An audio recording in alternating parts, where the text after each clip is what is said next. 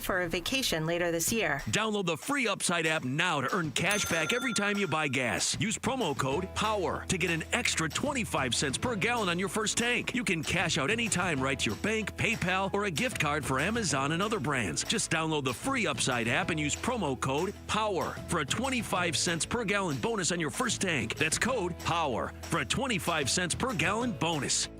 Diabetes, high blood pressure, anxiety meds, everyone's on them. If you're a 50-year-old male, maybe a bit porky, and you may even have type 2 diabetes, $1 million of term insurance may only cost you about $200 a month. Call Term Provider. Speak with Big Lou at 800-859-3220. Big Lou will find a term life policy for you even if you have type 2 diabetes, are overweight, or have high blood pressure. Term Provider has helped thousands of people like you who think they can't afford term life insurance. To buy $1 million of affordable term life for you, all you need to do is call Big Lou at 800-859-3220. Lou will make sure the scales are tipped in your favor. Call 800-859-3220. Big Lou will answer your call and work to fit you into a term life policy that you can afford. Remember, Big Lou's like you. He's on meds too. Call 800-859-3220 or biglou.com. Fall is back, and so are Train Fall rebates. Now's the best time to replace your AC system with Howard Air and Plumbing. For a limited time, and when you mention Gatos, stack Train Fall manufacturer rebates with utility rebates and federal tax credits for up to $6,900 in savings, plus 0% financing on approved credit and 10-year labor warranties on select systems. Hurry and upgrade now before summer prices return. Howard Air and Plumbing, 602-953-2766. Schedule online, howardair.com. Hey, it's Javier Soto. Everyone's got a story to tell, and at ABC 15, we're here to listen, to share your voice, and get you the answers you deserve. Join me and Faye Fredericks weeknights at 5 and 6 on ABC 15. KTAR FM, Glendale, Phoenix, Arizona's news station. KTAR News, 92.3 FM. KTAR News, now. Good afternoon. It's 12 o'clock. I'm Bill O'Neill. The battle around a government funding plan centers around health care and access to Affordable Care Act tax credits. One Arizona congressman says the clock is ticking now to get a deal done. The tax credits, which are used to lower premiums for those who get insurance through the ACA marketplace, are set to expire at the end of the year. Congressman Greg Stanton says people are already getting letters announcing their health care costs will double as open enrollment starts next month. The average Arizonan, $780 more out of their own pocket starting next year. We cannot delay one more moment. According to Stanton, nearly 90,000 Arizonans will lose their coverage if the tax credits expire. Republicans have said they're willing to negotiate an extension for the credits if Democrats help pass a continuing resolution to reopen the government. Stanton, though, says he's skeptical after the One Big Beautiful Bill cut funding for Medicaid. Colton Krolak, KTAR News. Maricopa County residents will be voting on Prop 409 starting October 8th. If passed, the proposition would authorize the county to obtain nearly $900 million in bonds for Valleywise Health. Dr. Michael White with Valleywise Health joined Arizona's Morning News to discuss how the initiative would benefit the organization. The largest project for this particular bond initiatives will be able to expand the number of behavioral health beds that we have within Valleywise Health to be able to meet this growing need. He says the funds would only be authorized for infrastructure and facility improvements, cannot be used for hospital operations. Valleywise Health is owned by Maricopa County. Could the city of Peoria become the next Silicon Valley? Some local leaders hope so, in part due to now $7 billion in investment from chips maker Amcor. They plan to open a semiconductor fabrication center in Peoria in 2028. Governor Katie Hobbs says, since moving their headquarters to Arizona in 2004, we have enjoyed great success together. Over 20 years of collaboration, innovation, and progress. It's expected to create up to 3,000 jobs in all for the area. An event called Missing in Arizona being held on October 18th at Arizona State University's West Valley campus in Glendale as officials try to resolve some outstanding cases. The Arizona Attorney General's office, along with Maricopa and Pinal County medical examiners' offices, will help gather information and things like DNA and fingerprints from families who have unresolved cases. Prior Missing in Arizona Day activities have brought resolution to nearly 50 families. Find out more information at KTAR.com. LaDonna Harvey, KTAR News. Well, can the marketplace of ideas still work without violence or discord?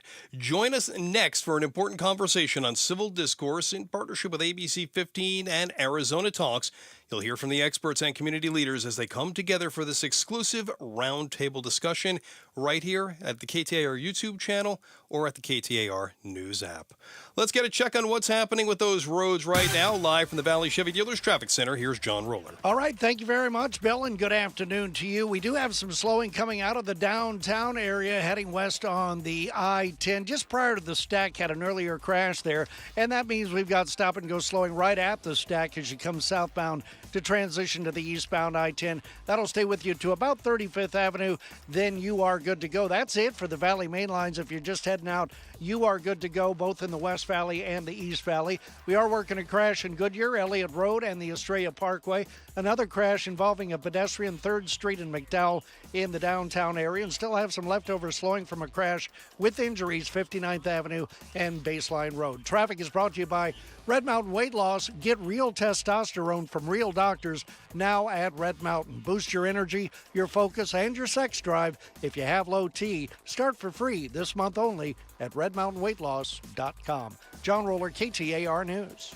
Lots of sunshine. 98s are high today. Clear tonight, down to 68. Mostly sunny tomorrow with a high of 97. Slight chance of rain on Thursday with a high of 97. Better chance of seeing some storms on Friday with a high of 94 degrees. For right now, we are seeing bright sunshine, blue skies out there. 89 degrees right now in Phoenix. Weather is brought to you by Howard Aaron Plumbing.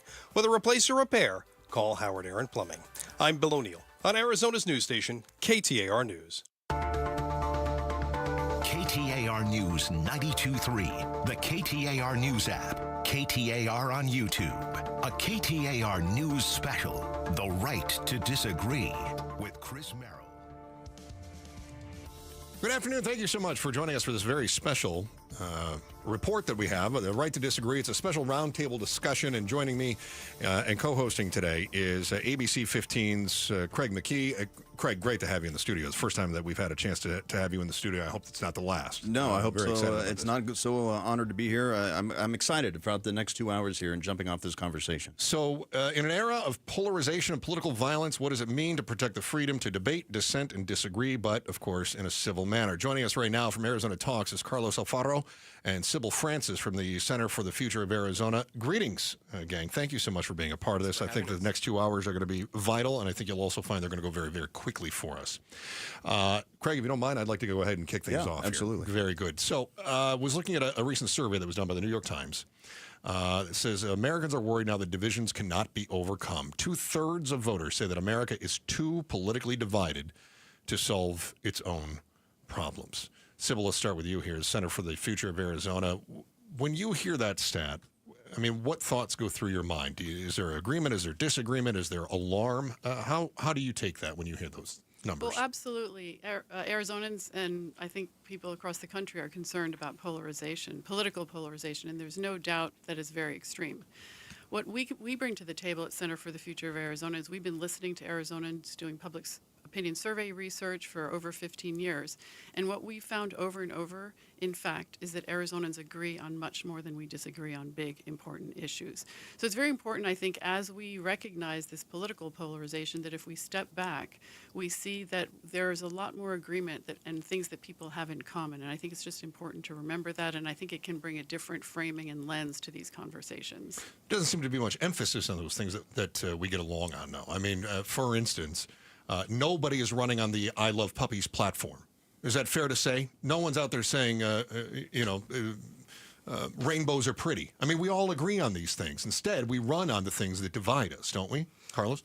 Well, and I think that's the problem. It's the wrong focus. Yes, the controversy's there, but every single day at the legislature, over at a dinner table, or with friends in a bar, we're all engaging in civil discourse. And so that's why we formed our organization, is to highlight those moments where people are still strong in what they believe in, but they're willing to try to understand the other side. They're giving permission to the other person to hear what they have to say. And I think people are curious. You know, all of these people that are engaging in this discourse, they're curious about what their neighbor is thinking, who they're voting for, and then they want to engage in this. We've seen a massive rise in demand for people wanting to be next to each other. So people that are humble enough to know that you don't know everything, people that are, curious to want to hear from the other side. So I think there's a movement here that is not usually focused on.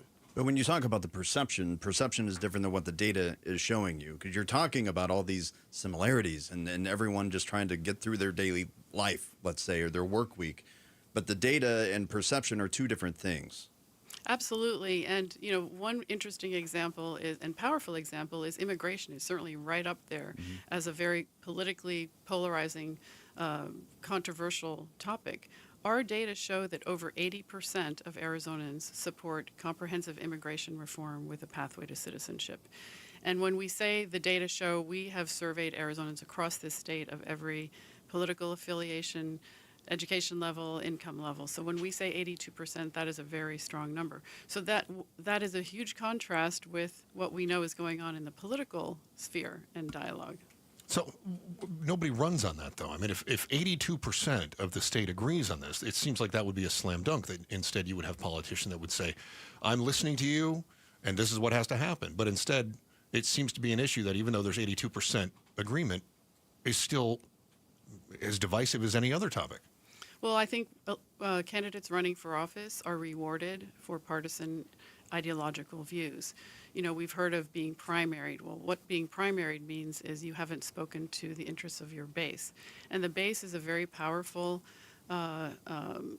constituency, but it doesn't necessarily represent the majority of people. So that's a lot of where this problem comes from. I also want to point, there are candidates running on this. I don't know if you've seen recently Governor Cox in Utah has not only come out and been a leader in bringing people together and trying to unite us, but he has refused to do negative advertising for his opponent. In fact, he brought his opponent on the same ad talking about how they want the state to be better even though they disagree. So I do think that there is a movement that is going to carry political success for people that tap into all of this agreement. I would say, looking at that over years, and majority of people that we interview and speak to, they hate the mudslinging. They hate any of those ad campaigns.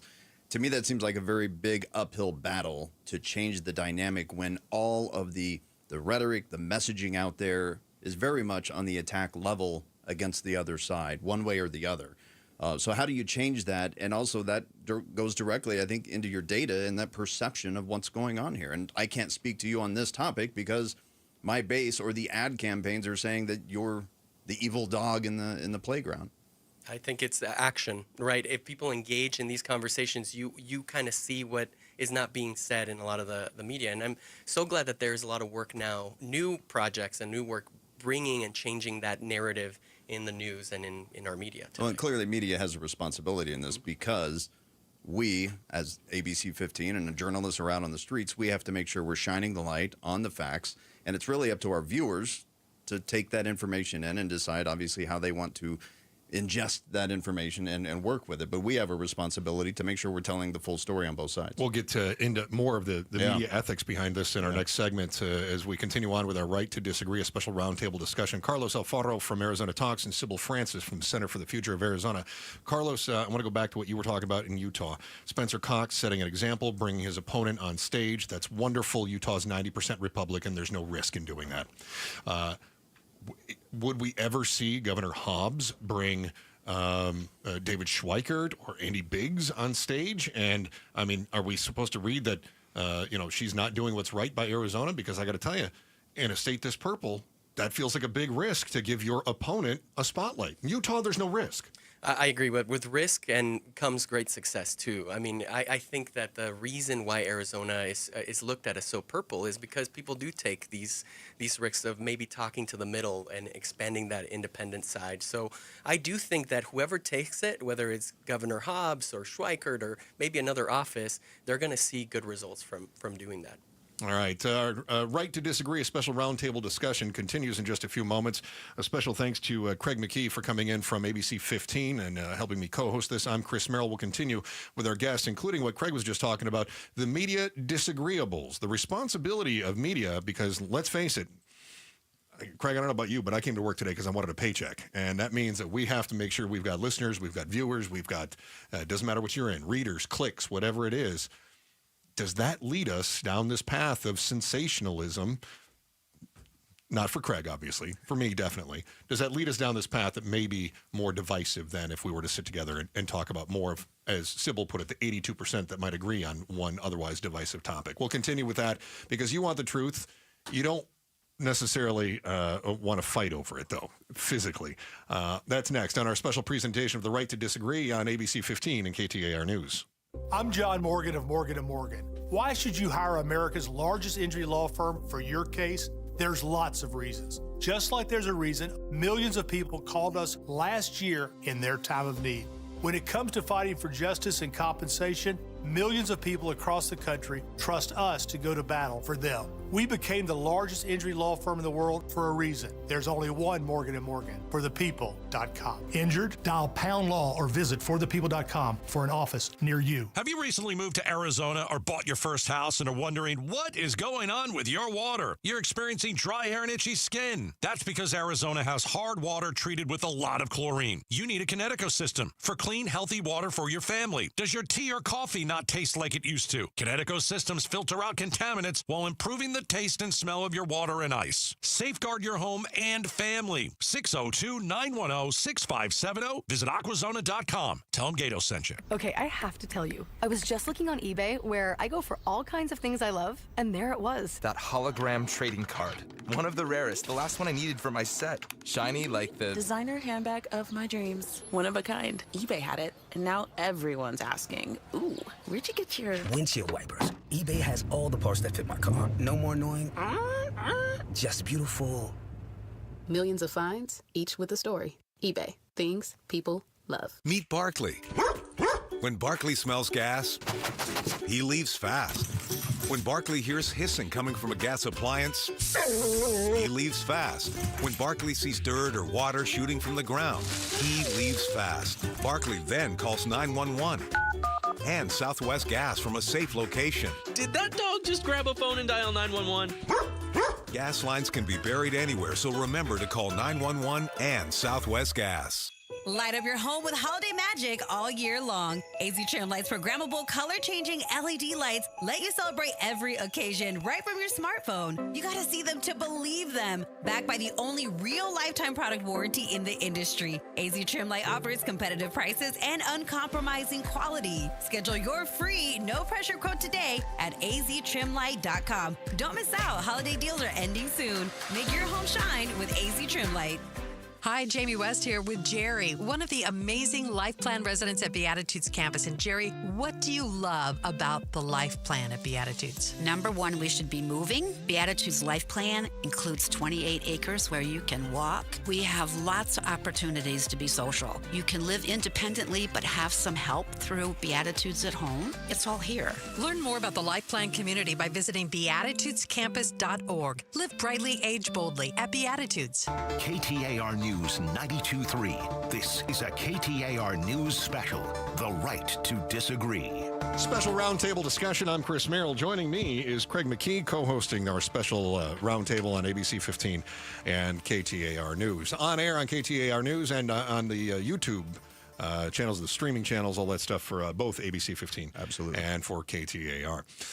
In the studio with us right now is Carlos Alfaro from Arizona Talks and Sybil Francis for the Center for the Future of Arizona. You heard Craig start talking about some of the media responsibility and what it is when you go out on the field and you find these facts and you present these facts, which if I can just pay my colleague here a compliment, that's what makes local news so wonderful. Absolutely. Right? It's also why we see the national news kind of veering in a different direction. Granted, you might have your nightly newscasts on the networks, but for the most part, an awful lot of people are getting their news from those big cable outlets right now. I've always said that news is a business. There is certainly some integrity that goes into it, but none of us came to work today because we didn't want to feed our kids, right? I mean, that's important. Right now, conflict sells. Is there some way that media can more responsibly approach some of the topics that are divisive? And in some cases, I would say it's because of their own hosts that have amped up that rhetoric. Is there a way that they can self-correct without costing them in the ratings or in the revenue? Sybil, you want to jump on that one? Sure, I'll jump in. First of all, I think what you started off with your comment saying that local news is so vital and important. And I think the closer the news is to the local communities and the concerns of those communities, the more fair and data-driven it is. And congratulations to both of you, because I do think that our local news in Arizona does very well in that regard, certainly compared to the national news. When we ask Arizonans what they think about the media, they always give the media terrible grades, but what they're really thinking about, I think, is the national media and social media. I think, one thing I've challenged some of the national folks that I know is to say, why is it not a scandal that the things that Arizonans, and I dare say Americans, want is not being delivered by our politics? I think that's a pretty interesting, hot story. Why is it that we have 82% of Arizonans, and I think that's probably true across the country, who want immigration reform and a pathway to citizenship? Why are we not getting that? So I think one thing is to ask really hard questions like that. And I also think that there are areas where people do agree, and it's important to be able to bring those out. And I think people are very tired of this polarization, and we're starting to see, even on some of the national outlets, I believe, a little bit moving away from some of this polarization, because 9 out of 10 Arizonans are tired of this polarization. And obviously, I can only speak to local news. I've been in this business for 28 plus years. I know I don't look like a day over 30 years old, right? And I've seen the changes over time. But one thing that is consistent with local news is consistency in the fact that we tell both sides of the story, right? Our job is to tell what's going on in this community, whatever the subject matter is, get folks on both sides of the issue to make sure the story isn't one-sided, lay out the facts. If somebody pushes back on us and says, no, the term obviously that has become very popular, fake news, the facts you're presenting are not right, well, show me. Where are you getting your information? We live in a world now that is completely different, I think you can agree, from even the 1990s when newspapers or what have you, information traveled at a different speed. Right now, you can get a blue check mark on your account and look verified when you're not necessarily a legitimate news source. And there is so much information and disinformation being spread out there, and I think that plays a role in this as our responsibility as local news to take those bits of information, verify what we can, and make sure that to the best of our ability, we're vetting that information that gets out there. When you're looking at the data, what are people telling you about where they're even pulling their information from? Well, a lot of the people that come to Arizona Talks do it within their community, right? Friends, family. We were talking before the show about how most people just want to get their kids out of the house. They don't have the time to sit there and read and analyze policy. So I think it has to be education of what you were just talking about. Because media is so specialized now, there's so much different options. We need to re-educate on what is good media, what are the standards of saying what you're going to be saying. And I think media today, because of that change, it plays that role of educating even the influencer on Instagram. Well, the echo chamber obviously is a huge component of this as well, because there are people who go to look for information, but if they surround themselves and only follow accounts that kind of feed into what they believe in, that becomes another major component. If I can, Craig McKee from ABC 15, you catch him every afternoon, 3 o'clock, 4 o'clock, and the 9 o'clock news as well. Craig, we've seen this happen on the local media stations here based on this national news story. We know that Nexstar and Tegna were interested in a merger. Those two, Nexstar anyway, pulled Jimmy Kimmel off after the errant comments that he made. And we also know that Sinclair has issued editorials that they've instructed their anchors to read in the past. Sinclair also pulled Jimmy Kimmel off for a week as well. I feel comfortable asking you this because ABC 15 is not under the ownership of any of those companies. But have you ever in your career experienced pushback from the corporate level where your editorial decisions may have been scrutinized? No. I've worked for Scripps for coming up to 11 years, and I've worked for then Gannett back in the day. I've worked for other ownerships, Hearst, and there was never a point, at least, and I'm only speaking obviously for my journey in this industry, I have never had any marching orders come down from corporate to local GM down to the newsroom to say you're not going to cover this story. That's not how it works, at least in our local news arena. I can speak now for Scripps Howard. There are other newsrooms that I can't speak about that obviously have had mandatory runs and things of that nature. I'm not going to speak to what they do. I can speak to you about Scripps, and there is no There's not been a time that our CEO sends a message out and says, you're not going to cover this because we have XYZ sales dollars tied to it or some political bias. That doesn't happen within scripts. Are there concerns when you see stories like that Sinclair sends out a must-run type of script, or that Nexstar is concerned about their merger and acquisition being approved, and that may have led to some of their decisions about airing Jimmy Kimmel? Carlos, let's go to you. Yeah, I think it erodes trust, right? People are already cynical when they talk about the media. They say, oh, they don't cover what should be covered. And that only adds more mistrust. And so what you just said about the newsroom and never being pushed to publish anything, I think that's what we need to hear more of, even in the news that we hear today. And I could say that even in editorial meetings, I mean, a newsroom is made up of a cross-section of the cloth of our America, right? So you have people from varying backgrounds, political views, religions, et cetera. And so you get all of those people into a room. And there are times that those half-hour meetings, editorial meetings, go a little longer because you're trying to vet out, and maybe you have a little debate back and forth. We're speaking on behalf of the viewers, you know. Expand on that when you say maybe you have a little debate. Does it ever get heated? Do you ever have some personalities that start to clash? And is that something that is welcomed in that room? I would say over my 28 years, I've seen some heated debates about certain topics. But I think that's healthy in the sense that just like we're speaking here, we can all agree to disagree ultimately at the end of certain topics, right? Do we get a little heated? We're passionate, right? We're passionate about what we believe in. There's obviously a line to that passion, and we want to ultimately come to a point where we go, all right, I've heard your side, you've heard mine. Let's figure out the best way to tell this story now, right? Yeah. And sometimes it's like, well, maybe we don't have all the details we need. Let's give it a day, give it a breath, walk out of this room, think about it a little bit, and then come back together. How can we formulate and put this story together the best way for our viewers? And that's really what it comes down to. Craig McKee, you're hearing from ABC 15. And again, you'll be able to watch this on both the KTAR YouTube, the ABC 15 YouTube, the streams on both websites and such. And if you don't catch it live, hopefully you're catching this on the replay. Sybil Francis with the Center for the Future of Arizona, excuse me.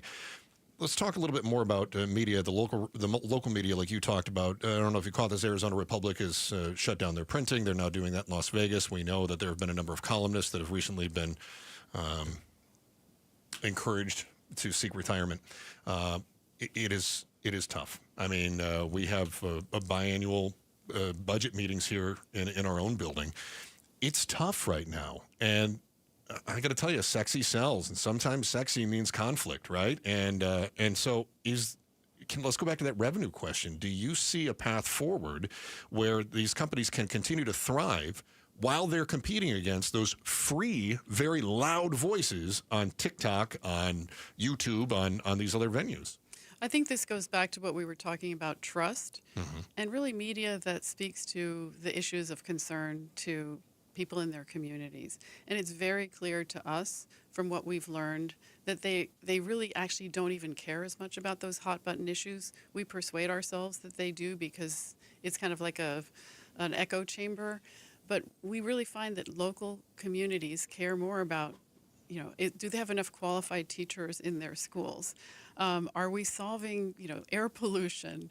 Are we solving the immigration problem in a practical way? So I think, this issue of the media and the business model, perhaps at the national level, I don't really feel qualified to comment on the national business model. But when I observe local news in Arizona and the closer they get to the community, the more success there is and the more trust there is. And I think from our perspective as an organization, we're trying to also help not only share this information about who Arizonans are and what they want with elected leaders and candidates for office, but also with the media so that they know what it is that matters to their communities. And that's something we've done directly at ABC 15. We are reaching out into the community. We want to hear what's going on in these communities. It's not just a flyby when there's something bad going on in your community. Tell us the positive things that are going on. Let us get boots on the ground in your community. Walk the streets in your community. Tell me about what's going on. And I think that is so important to also change that narrative of what is local media? What is local news? I think it's a great point. Guys, we're headed to this break now. Chris Merrill, Craig McKee hosting KTAR News ABC 15 special, The Right to Disagree, a roundtable discussion. And you've been hearing from Carlos Alfaro from Arizona Talks, Sybil Francis for the Center for the Future of Arizona. Guys, we really appreciate you being here, and I hope to stick around a little bit longer. Carlos, you've been instrumental, and Sybil, as have you, in making this roundtable come together. So thank you so much for your time. We've seen an awful lot of speech on college campuses that has come under fire. You send your kid to college for a degree, you don't send him there for a riot. But when you've got political violence erupting on campus, who's protecting the free speech and who's protecting your child? The battle between ideas and aggression is next in our special presentation, The Right to Disagree, on ABC 15 and KTAR News. Hey, it's Mike Broomhead. Saturday, October 11th, be at Tombstone Tactical. I'll be there as well. They are hosting FN and Trigicon. It's going to be a great event. FN Firearms, Trigicon Optics, meet factory reps, ask questions. You can enter to win an FN handgun or a Trigicon RMR Green Dot. It's all happening for one day. Tombstone Tactical is located on the southbound frontage road of the I-17 between Peoria and Dunlap. You can't miss them. Check them out online right now at tombstonetactical.com. Why let a traditional mortgage keep you in debt for 30 years? With a Life Changer loan, you use your income to crush principal first, paying off your home in just a fraction of the time. That means less interest, faster freedom, and more money to invest, save, and build real wealth. Plus, you keep 24/7 access to your equity for the next 30 years. It's not magic. It's just math. So take control today at lifechangerloan.com. That's lifechangerloan.com. Arizona Mortgage Broker number MB1002031, NMLS number 1863775. Life Changer Loan Corp is an equal housing lender. Today at Berg Simpson, we'll get a call from someone who needs our help. We'll learn about their loved one's injuries. We'll listen to their concerns, and we'll promise to fight for them. Then we'll use our resources and experience to deliver the best possible results we can for that client. So today, when that client calls Berg Simpson, we hope they feel they've done the best thing for their family. If you've been injured, call Berg Simpson for free now at 602-777-7000. 602-777-7000. BergSimpson.com. Good lawyers changing lives. Every student deserves choices in their education. This fall, choose the way you learn. Choose flexibility and personalized support. Choose a cutting-edge, award-winning curriculum. Choose Primavera Online, and you'll be choosing a school that's nearly 25 years strong and can give you a high-quality online education. We're tuition-free, accredited, and now enrolling grades K to 12. Enroll at ChoosePrimavera.com. That's ChoosePrimavera.com. Hey guys, Dave Ramsey here. If you're ready to transform your kitchen into a space you'll love while adding value to your home, look no further than Trevec Remodeling and Roofing.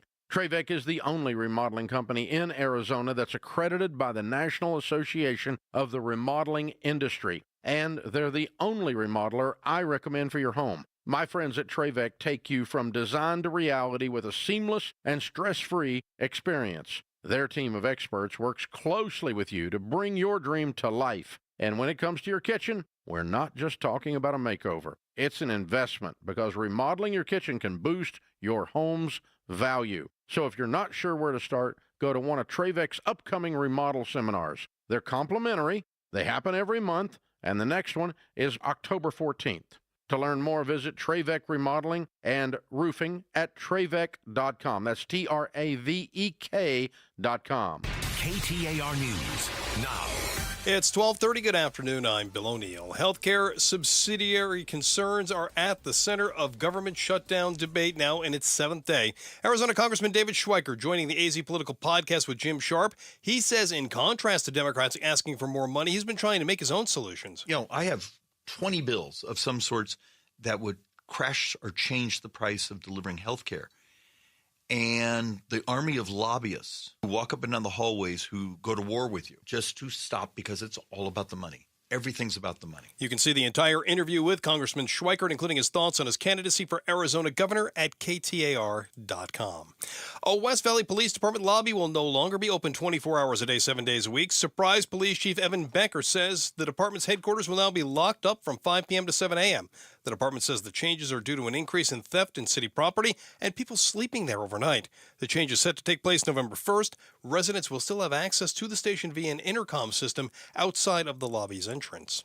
Construction about to begin on a long-awaited roundabout at a busy intersection in northeast Tempe. After years of planning, the project at McKellips Road and College Avenue will finally begin on October 20th. Tempe officials first pitched the project in 2018. It stalled for years due to funding issues, but now they have the cash available to make the intersection safer. They believe a roundabout will calm down busy traffic by discouraging heavy trucks from clogging up the area. The new Tempe roundabout will have one circular lane with 4 exit and entry points. It's set to be ready in February of next year. For more details, go to KTAR.com. Serena O'Sullivan, KTAR News.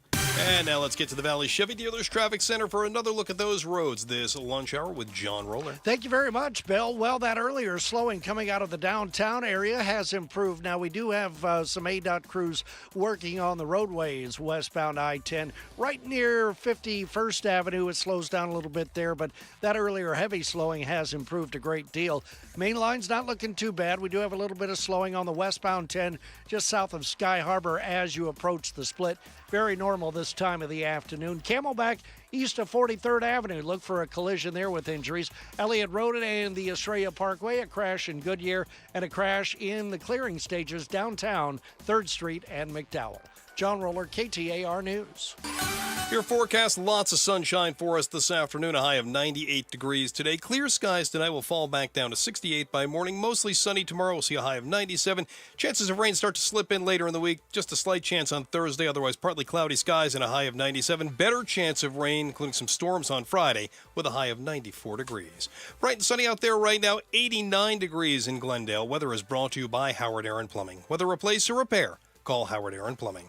I'm Bill O'Neill on Arizona's news station, KTAR News.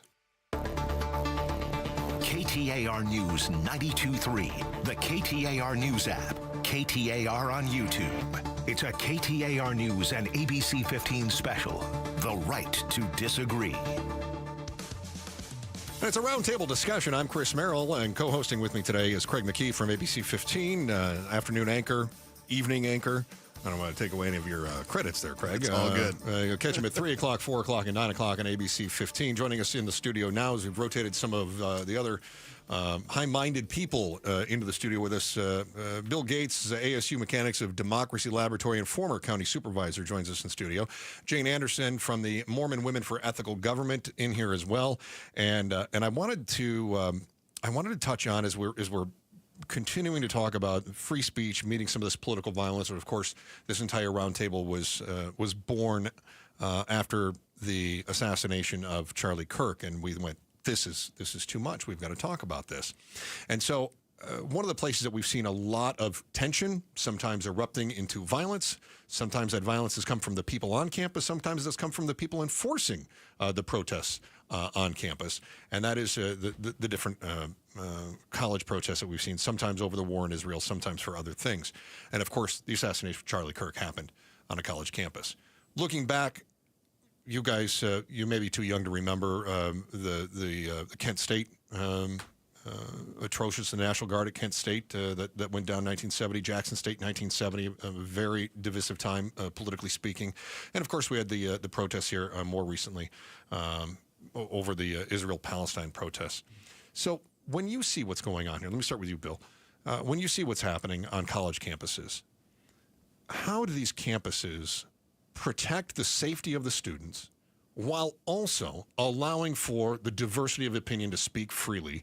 But again, free speech that incites treads a very thin line, doesn't it?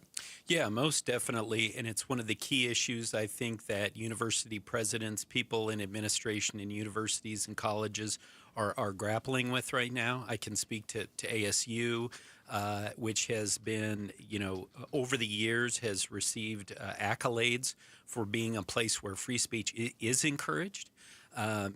With my background being a lifelong Republican, sometimes Republicans feel a little outnumbered on campuses. Sure. And that's why I appreciate ASU and other universities making sure that it is a true marketplace of ideas, marketplace of voices. As you mentioned, right now in the past few years, we've had particularly, we've had a lot of tensions on, university campuses, whether it's related to what's going on in Gaza or other conflicts that we have around the country.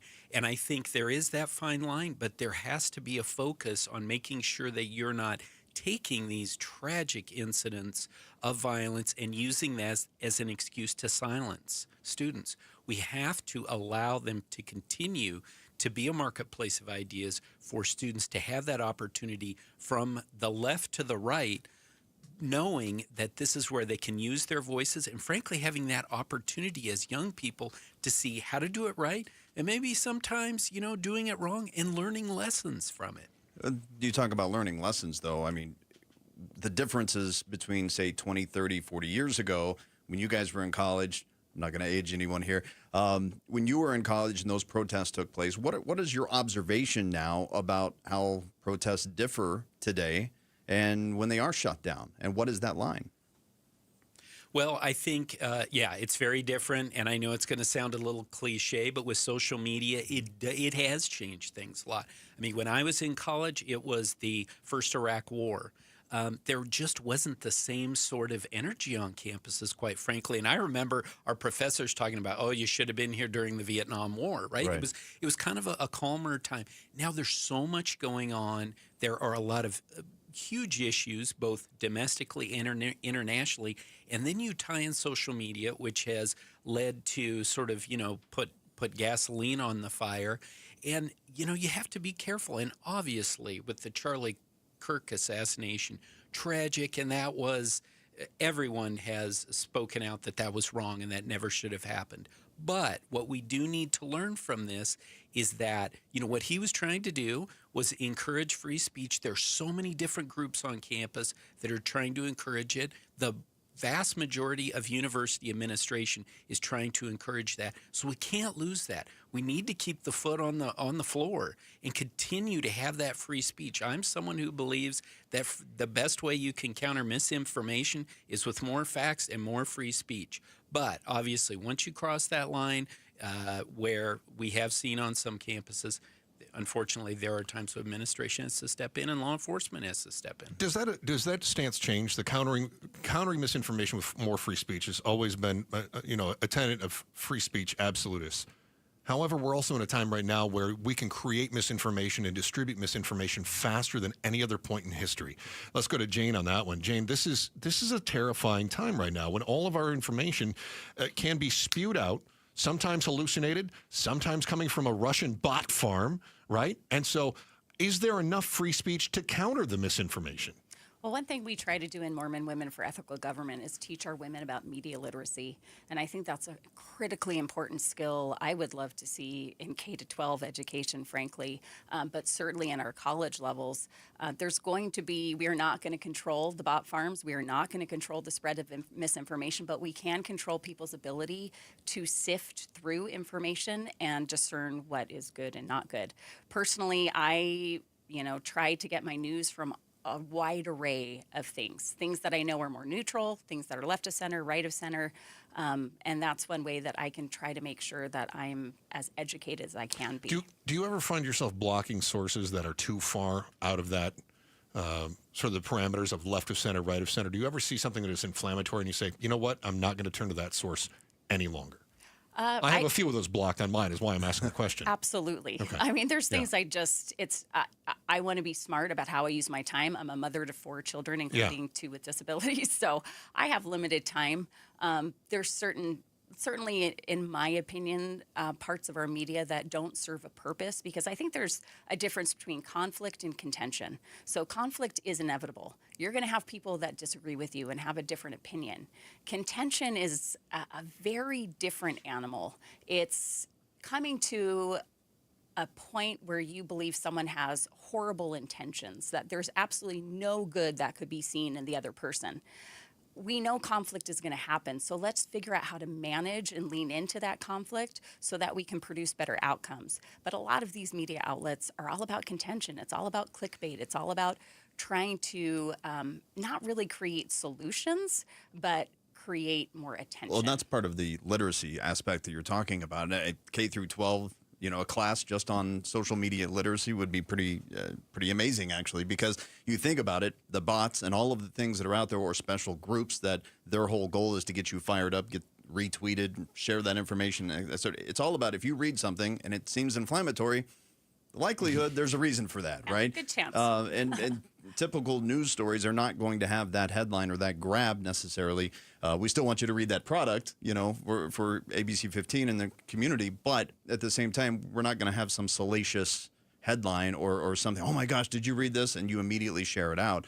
And that is where they get you. That's where our society as a whole is taking something that is either disinformation or misinformation and immediately sharing it out to their 200 followers, 200 friends. Well, those 200 friends have 200 more friends, and next thing you know, it's a domino. Right, and if it comes from somebody who's got 2 million friends, exactly, it goes very, very quickly. Yeah. Very good. Craig McKee is ABC 15 evening anchor, joining me, Chris Merrill, in the studio as we continue on with our roundtable discussion. Jane, when we come back, Jane Anderson is with the Mormon Women for Ethical Government. Also in the studio with us right now is Bill Gates, ASU Mechanics for Democracy Laboratory and former county commissioner. I'm really curious as we talk about the college speech. I'm curious, Jane, don't answer yet, but this is what I'm going to hit you with when you come back. What role should the government have in determining what are acceptable protests and what the parameters of that are? I'm really interested in your take on that. And then we'll talk a little bit more about that line, conflict and contention. I love that. I called it passion and provocation, but I think we're on the same page. We'll dive a little bit more into that and what rhetoric really is. That is next as we continue our special presentation, The Right to Disagree, with ABC 15 and KTAR News.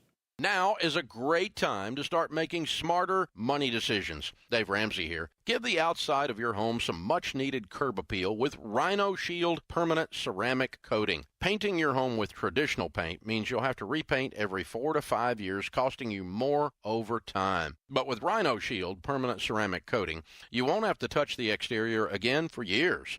Rhino Shield comes with a 25-year warranty. Your home will always look like it's just been freshly painted, guaranteed. No chipping, no flaking, no peeling, no kidding. So, if you're thinking about painting your exterior, call Rhino Shield first for a free estimate and ask about their ceramic technology and its ability to reduce your cooling costs.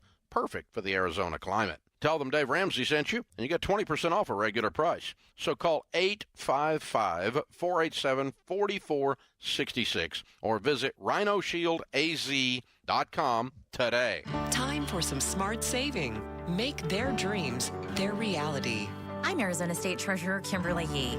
Whatever your little one dreams of becoming, a doctor, a chef, a firefighter, they're going to need a plan and savings.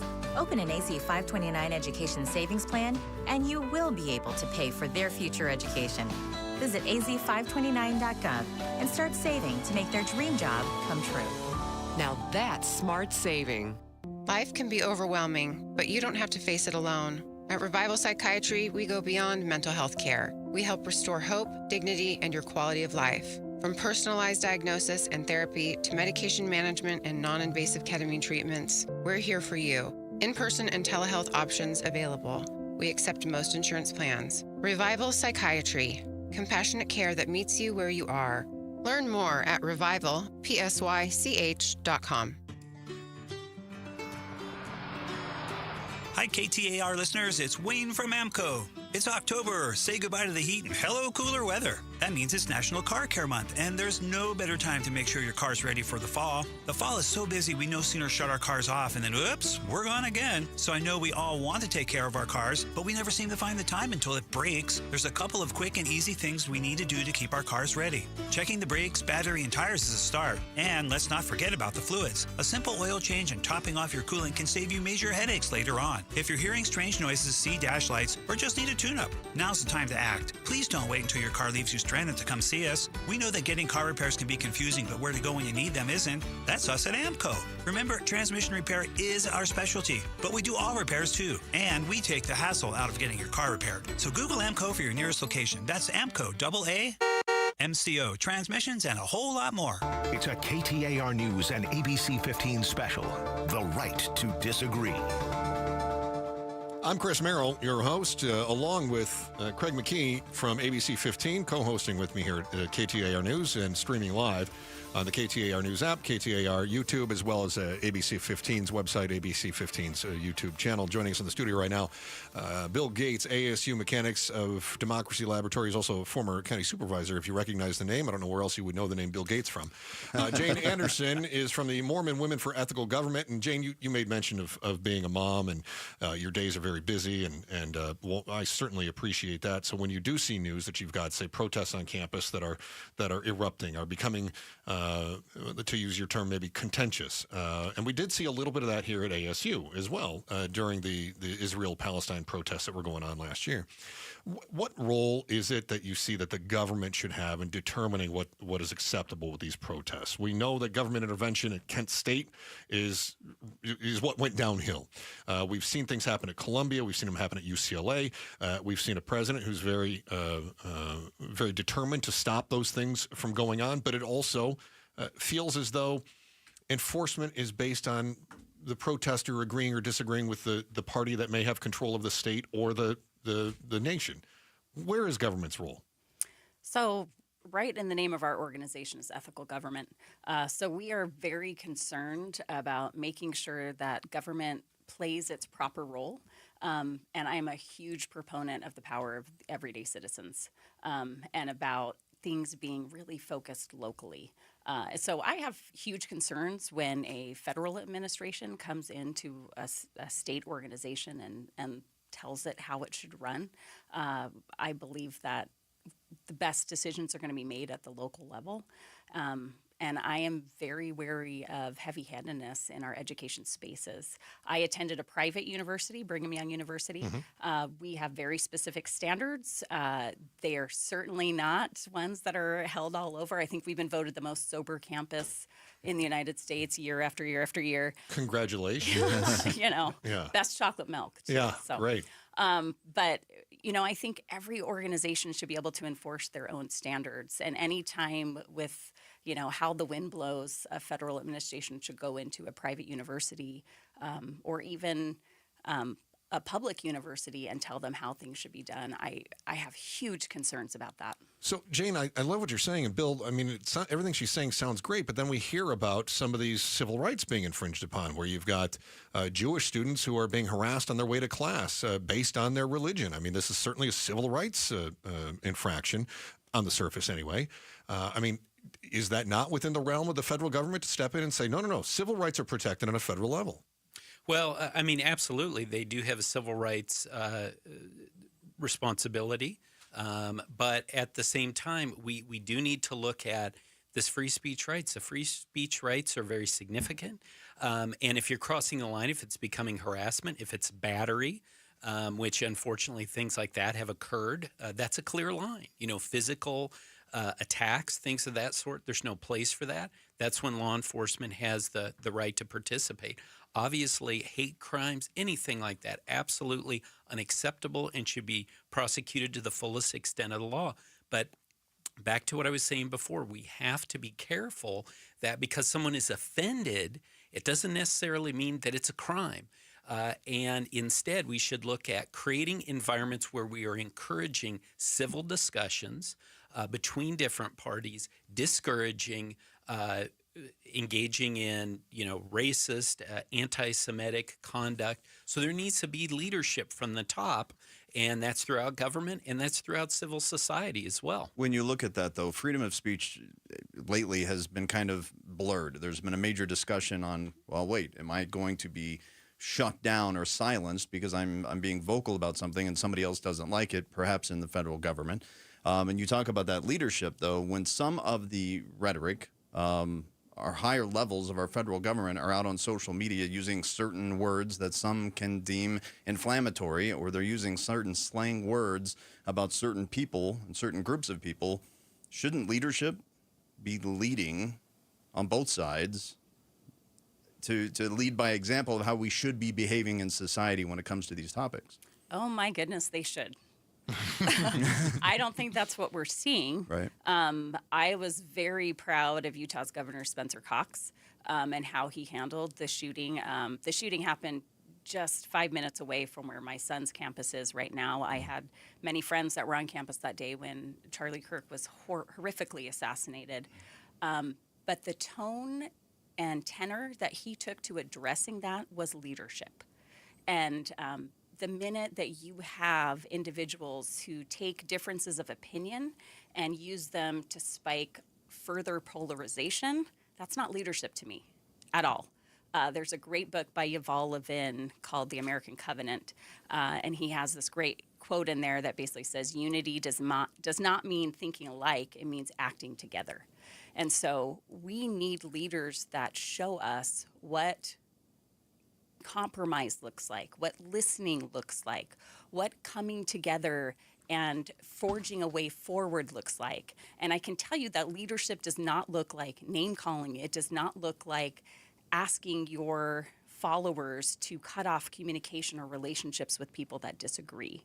And I believe that this really has to start at the smallest levels. I attend a church, if you're not familiar with the Church of Jesus Christ of Latter-day Saints, but we attend church by geography. And so I don't get to choose which congregation is the one I want to go to. I actually attend with the people that happen to geographically live within a certain boundaries. And guess what? That means when I go on Facebook, I can see exactly what the woman next to me said, and I can be like, I cannot believe that you just said that. But there's something beautiful about then attending a service together, both of us serving the primary children at church and having the opportunity to interact where our political identities are not the most important thing. And I think too many political leaders today, they want us to have our political identity be what is most important because it serves them. But I can tell you it does not serve us, and it does not serve Arizona. So when we recognize we are whole people with political differences, that's a whole different ballgame. You heard from Jane Anderson and Mormon Women for Ethical Government. Bill Gates from the ASU Mechanics of Democracy Laboratory is in studio with us as well. I'm Chris Merrill, Craig McKee from ABC 15 as we continue on with our Right to Disagree, a special roundtable discussion. Bill, 1 in 3 college students, recent survey, 1 in 3 college students now say that violence is acceptable to stop a speaker. That seems concerning, especially when we've seen things erupt on college campuses. We talk about leadership. Some would argue that stopping these protests is leadership at whatever cost. If that means we send the National Guard in to break up these encampments, then that's leadership. We've got to do this. And it shows strength of leadership, they might say. When we talk about compromise, finding ways to overcome disagreeable speech with more free speech, some would argue that's weakness. How do you respond to that? Well, I think strength is creating a great example, right? Being a leader and saying, you know what, we may disagree with the other side, but they're not bad people. We have gotten to the point now where we're demonizing the other side, and I think that's why you have this particular poll showing that 1 in 3 think it's appropriate to use violence to stop someone from speaking. Because if you think the other side is evil, then violence may be justified, but it's obviously not. I mean, I was thinking about this concept just last night. I'm watching Monday Night Football, tough game, fighting it out, trying to win as hard as you possibly can. But what do they do at the end of the game? You see the coaches, the quarterbacks, the players, they're hugging each other after they've just been literally engaged in political violence. And now, as a former elected official, I can tell you, if I had my picture taken as a Republican with the Democrat, I had people saying that I wasn't a good Republican. I mean, this is so out of whack. The days of Burton Barr, the days of Ronald Reagan and Tip O'Neill are far, far behind us. And we've got to get back to that. We've got to stop demonizing the other side. And I think when we do that, the temperature will start to come down a little bit. Bill, in fairness, though, I mean, as you said, they called you a rhino is what they did. And in fairness, some might argue, and not me, I don't get into this political realm. It's certainly not anything I would do to try to, gin up listeners. But they would say that you getting along may have hurt your political career. And they say, look, he wasn't Republican enough for the voters, and so that's why he's not in politics anymore. We've got former Senator Jeff Flake is going to join us for the next hour as well. Same argument went with him, too. He was not divisive enough to get reelected. Is the system itself broken? Well, the incentive structure is broken, because how do you go and raise millions of dollars across the country as a local elected official, which, by the way, is where the action's at, and I'm not just saying that because I was in local office for 15 years. But the only way you can raise money at that level is by attacking the other side. I mean, I'm not going to name names, but we know people that have been able to achieve that. So the incentive structure has to change. I would agree to that extent that the system is broken, but it is not irretrievably broken. It is not too late. We still have a strong democracy, but it is up to us as leaders, it is up to us as voters to start to look for people who are voting the way that you want to, and maybe not focusing as much as how tough are they, or how do they insult the other side. I would arguably put my voting record up against any other Republican, but maybe my style was wrong. Maybe others think it's wrong, but I'm not going to change. I have to go home to my family at night, and I have to look at our daughters and say, am I proud of what I did? And I am. And if that doesn't cut the mustard anymore, that's one thing. But I don't accept that. I do believe that if people start speaking in a way where we're respecting one another, I think there's an audience out there for it. But people who feel that way, they need to start organizing in support of those candidates. They need to start giving money to those candidates, and then we can start to change his system. We'll talk about the tipping point in our next segment as we wrap up the first hour. The Right to Disagree, a special roundtable. You've been hearing from Bill Gates, ASU Mechanics of Democracy Laboratory, former county supervisor. Jane Anderson, Mormon Women for Ethical Government. Co-hosting with me is Craig McKee. He is the afternoon and evening host at ABC 15. I'm Chris Merrill, and we'll continue as we're joined by our current Secretary of State, Adrian Fontes, the chairwoman of the Arizona Republican Party, Gina Swoboda, and former Senator Jeff Flake, who was there when we saw actual political violence and shots ring out in Washington, D.C. a few years back. They join us next as we continue our special presentation, The Right to Disagree, on ABC 15 and KTAR News. Hey, it's Pat. So I went for ice cream the other night, and they had 48 flavors. I couldn't decide. Well, the Valley Toyota dealers have put me in that same position. They have 19 hybrid models to choose from, more than any other brand. How could you choose? Like the ice cream shop, I had to test all 19. Unlike the ice cream shop, I didn't go home with a bellyache, so that's a small win. Right now, get a rugged 2025 Tacoma SR or SR5 with 1.75% 48-month financing. Or get low 1.75% financing for up to 72 months on a full-size Tundra. With great deals like this, now's the perfect time to visit your Valley Toyota dealer or valleytoyotadealers.com. Toyota, let's go places. 1.75% with $21.59 per thousand borrowed for 48 months. 1.75% with $14.64 per thousand borrowed for 72 months. Offers end 11/3/25 and exclude TRD Pro models. See dealer for details. You know, Gatos, as homeowners, there are times where you don't just want the best, you need the best. And your roof is definitely one of those times. And when we're talking about the best, and when you need somebody to take care of your roof, we're talking America Roofing. I've used America Roofing. We've got people at the station, and they've used America Roofing, friends and family members. Even our kid's Nana used America Roofing. I heard it from my neighbors, got the free inspection. First we had a repair, and then it was time. We got a brand new roof, one of the best decisions I've ever made as a homeowner. Paulie, I trust them to protect my house and my family because I know that they are absolutely the greatest roofing company in the state of Arizona, the largest roofer in the state of Arizona. And when it comes to money, I mean, they saved you some cash, right? I got multiple quotes. They were super affordable, made the process so easy. Remember, they've been in business for more than a quarter century. AmericaRoofingCo.com, 602-960-ROOF. America Roofing. They've got you covered. RSVP number 186-438-CR42. Is it a cold, allergies, or could it be a sinus issue? Aspire Allergy and Sinus can help you find out. A recent study has shown that 45% of patients who suffer from allergies also suffer from chronic sinus issues that are often left untreated. So ditch those nasal sprays and over-the-counter meds for good and find a solution that actually works at Aspire Allergy and Sinus. Go to aspireallergy.com to schedule your appointment. That's aspireallergy.com.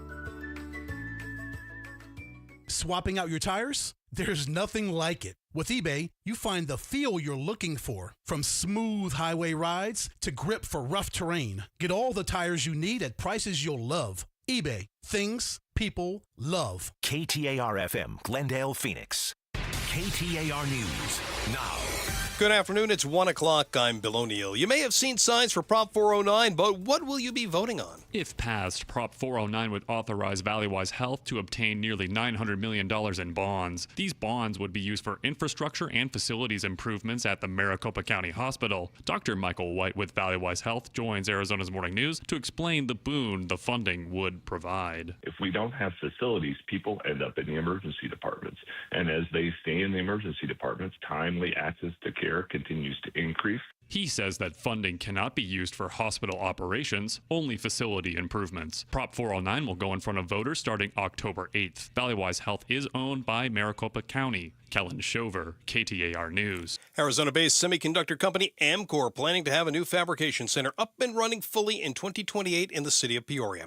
Mayor Jason Beck says it will help ensure Peoria residents have more good jobs that don't require a commute across the valley. 85% of our residents leave the city to work somewhere else. So what I've tried to do since 2001 when I started running was how do we rehome citizens here so they could actually work closer to home and be able to be closer with their families. It's located in the Peoria Innovation Core. Mayor Beck says the goal is to attract even more tech partners to the area.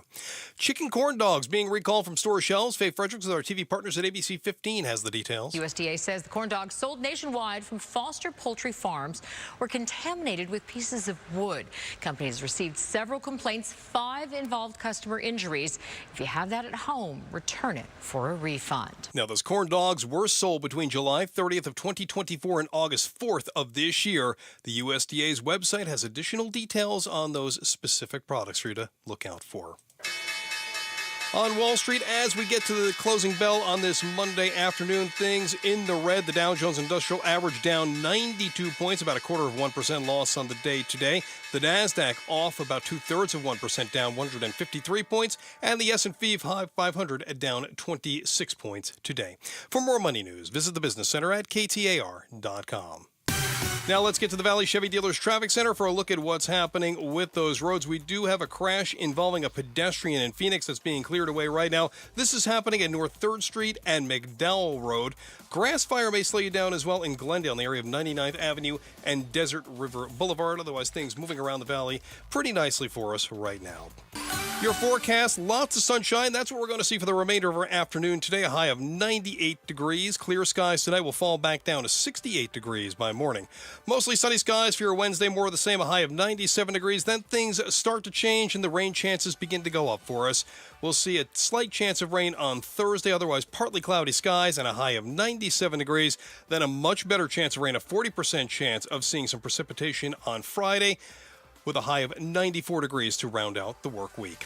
Right now we have sunny blue skies and 90 degrees in Mesa. Weather is brought to you by Howard Aaron Plumbing. Whether replace or repair, call Howard Aaron Plumbing. I'm Bill O'Neill on Arizona's news station, KTAR News. KTAR News 92.3, the KTAR News App, KTAR on YouTube. It's a KTAR News and ABC 15 special, The Right to Disagree. I'm Chris Merrill from KTAR News. Joining me is Craig McKee from ABC 15. You'll catch him hosting 3 o'clock, 4 o'clock, and 9 o'clock newscasts on ABC 15. Pleasure having you in here, Craig. You're doing a dynamite job, and I appreciate that. I hope we get to have more of you in here. I appreciate this conversation today. Our special roundtable discussion is the right to disagree. In this hour is our current Arizona Secretary of State, Adrian Fontes, chairwoman of the Arizona Republican Party, Gina Swoboda, and from the ASU Institute of Politics, he's also a former ambassador, and I believe he was a senator for a bit, former Senator Jeff Flake, joining us in the studio. It's a pleasure to have all of you in here together, all smiling, very cordial. Let's see if we can fix that. I wanted to start with this, and obviously I saved some of the political conversation to have the politicos in here. We had some other guests that were talking about sort of democracy laboratories and how to bring people together, that sort of thing. I wanted to get your reflection on a couple of people, this time from the right side of the aisle. Shortly after the assassination of Charlie Kirk, there was a columnist. He was the editor-at-large for the Daily Caller. Ingersoll is his name, Jeffrey Ingersoll. And he wrote an opinion column where he explicitly called for violence. He said, "Is this a call for violence? Yes, it explicitly is. I want blood in the streets," he said. "Enough is enough. I choose violence."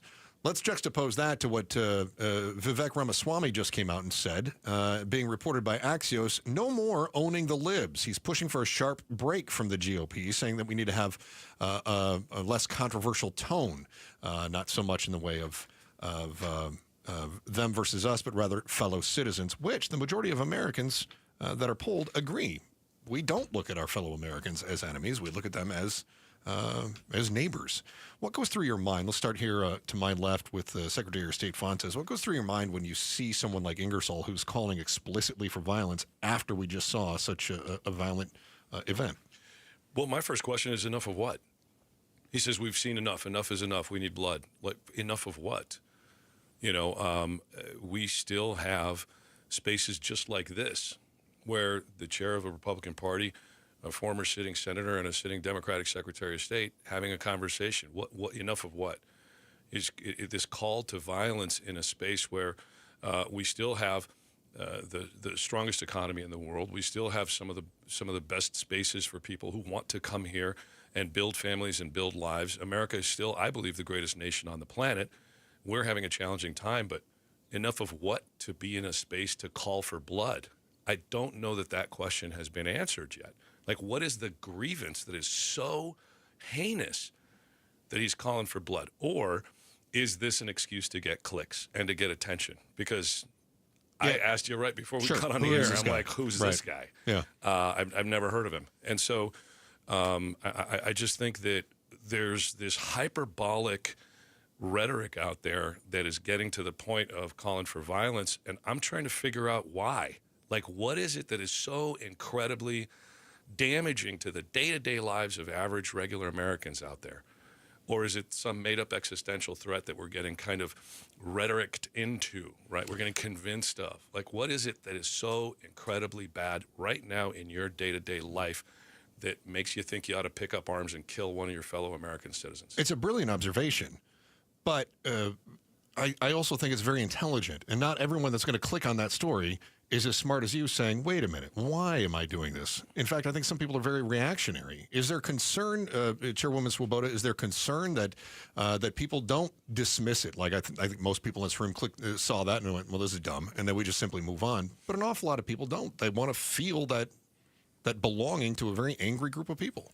Yes, I think that's a huge concern, and I don't want to pick on any particular TV station, but there's a viewership model for certain cable stations that has appeared to me over the last decade, and it's getting increasingly worse, that attracts their audience by making them angry, right? And just continuing to feed that rush of betrayal, and then there's no reason involved in that. There's no logical discussion. There's no open discussion about which is the point of what you're doing here. So I think I am a free speech absolutist, but free speech is not incitement to violence, right? Once you've crossed the line to incitement to violence, you're no longer in the zone of free speech. So I don't know what people are hoping to accomplish other than, as the Secretary said, getting ratings or getting clicks. And it's not useful to the discourse. And to that point, though, you have a tsunami of information out there, people looking to get those clicks. So for members in our political party, what is your responsibility in Congress and locally in the state of Arizona? What is your responsibility to say, all right, let's cut through this. Let's make sure we're getting the proper information, the truth out about whatever the topic is. Do you have a responsibility on Capitol Hill and of course, at the state level here to change this speech that's happening, this dynamic that's happening in our community? Yeah, I think elected officials in particular have a real responsibility to tone down the volume. I mean, to just throw, fire on fire is just that's just not what they're elected to do. Have you had conversations with members in Congress or people that say, hey, that ad campaign you have out there, that is wrong to be going with that tactic? It's not just ad campaigns. It's rarely ad campaigns, but just comments and this notion that, after this incident or other incidents, it's usually, trying to paint the perpetrator as they or them instead of, hey, this is an individual who acted on his own. And to try to ascribe it to another broader group just furthers and throws more fuel on the fire. And that's a real problem we had. Karl Rove actually had a good column after that in the Wall Street Journal, after some were, kind of attributing it to they did this, they did this. He said the proper pronouns here are he, him, not they, them. And I wish that we would do that more, just not ascribe, the worst motives of one person to a particular group. Right. And when we do that, it just adds fuel to the fire. Let me ask you the obvious then, and I'll follow up with the same question that Secretary Fontes just asked. Why? Why are we doing that? Why do we have Mike Lee, who after the shooting in Minnesota called it a nightmare on Waltz Street, mocking Minnesota Governor Tim Walz, calling the shooting a targeted political assassination? He said that certainly wasn't the case, and he said this is what happens when Marxists don't get their way. He's certainly throwing flame on the flame, as you put. Why? It's clicks, like the Secretary said. I think that most of them just trying to draw attention. They know that will get attention. But it works. But the problem is, it does. It gets attention, but the wrong kind, in my view. It just you have a responsibility. We have a representative democracy here. Not everybody is elected and goes to Congress. People do and represent their constituency, and they have a responsibility, in my view, to model better behavior and to tone down the volume and to see that a tragedy like this doesn't explode into something else. Is there anything, I'm going to ask you personally, former Senator Flake, joining us in the studio as well. Is there anything when you get to Washington, is there ever, from a party conference standpoint, conversations about the tone or approach or how to convey the message? Is that ever done on a higher level, or is that left up to the individual?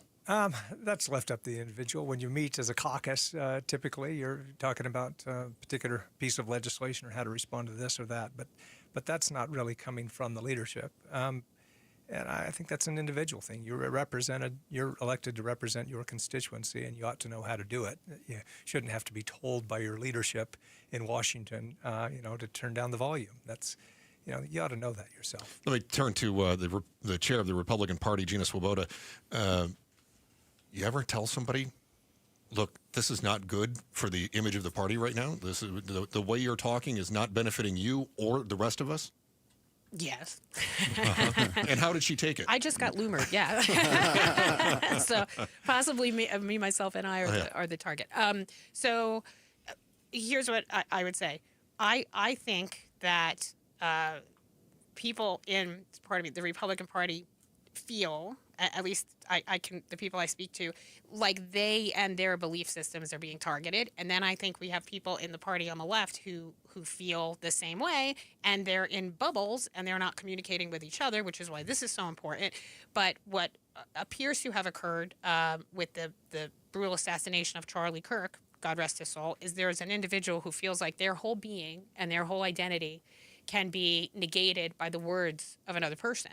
And so this is like continuing to escalate because people feel like the words and the thoughts of someone else are literally a threat to their existence, like an existential threat. So if we don't talk more and listen more, I think it'll get worse. I don't get clicks out of that, though. No, and look, I think what's really important here is the idea of the opposing view as a necessity for your own personal development. And I think that's one of the reasons. That's one of the reasons why the founders put this nation together and allowed for bodies of debate, Congress and the Senate.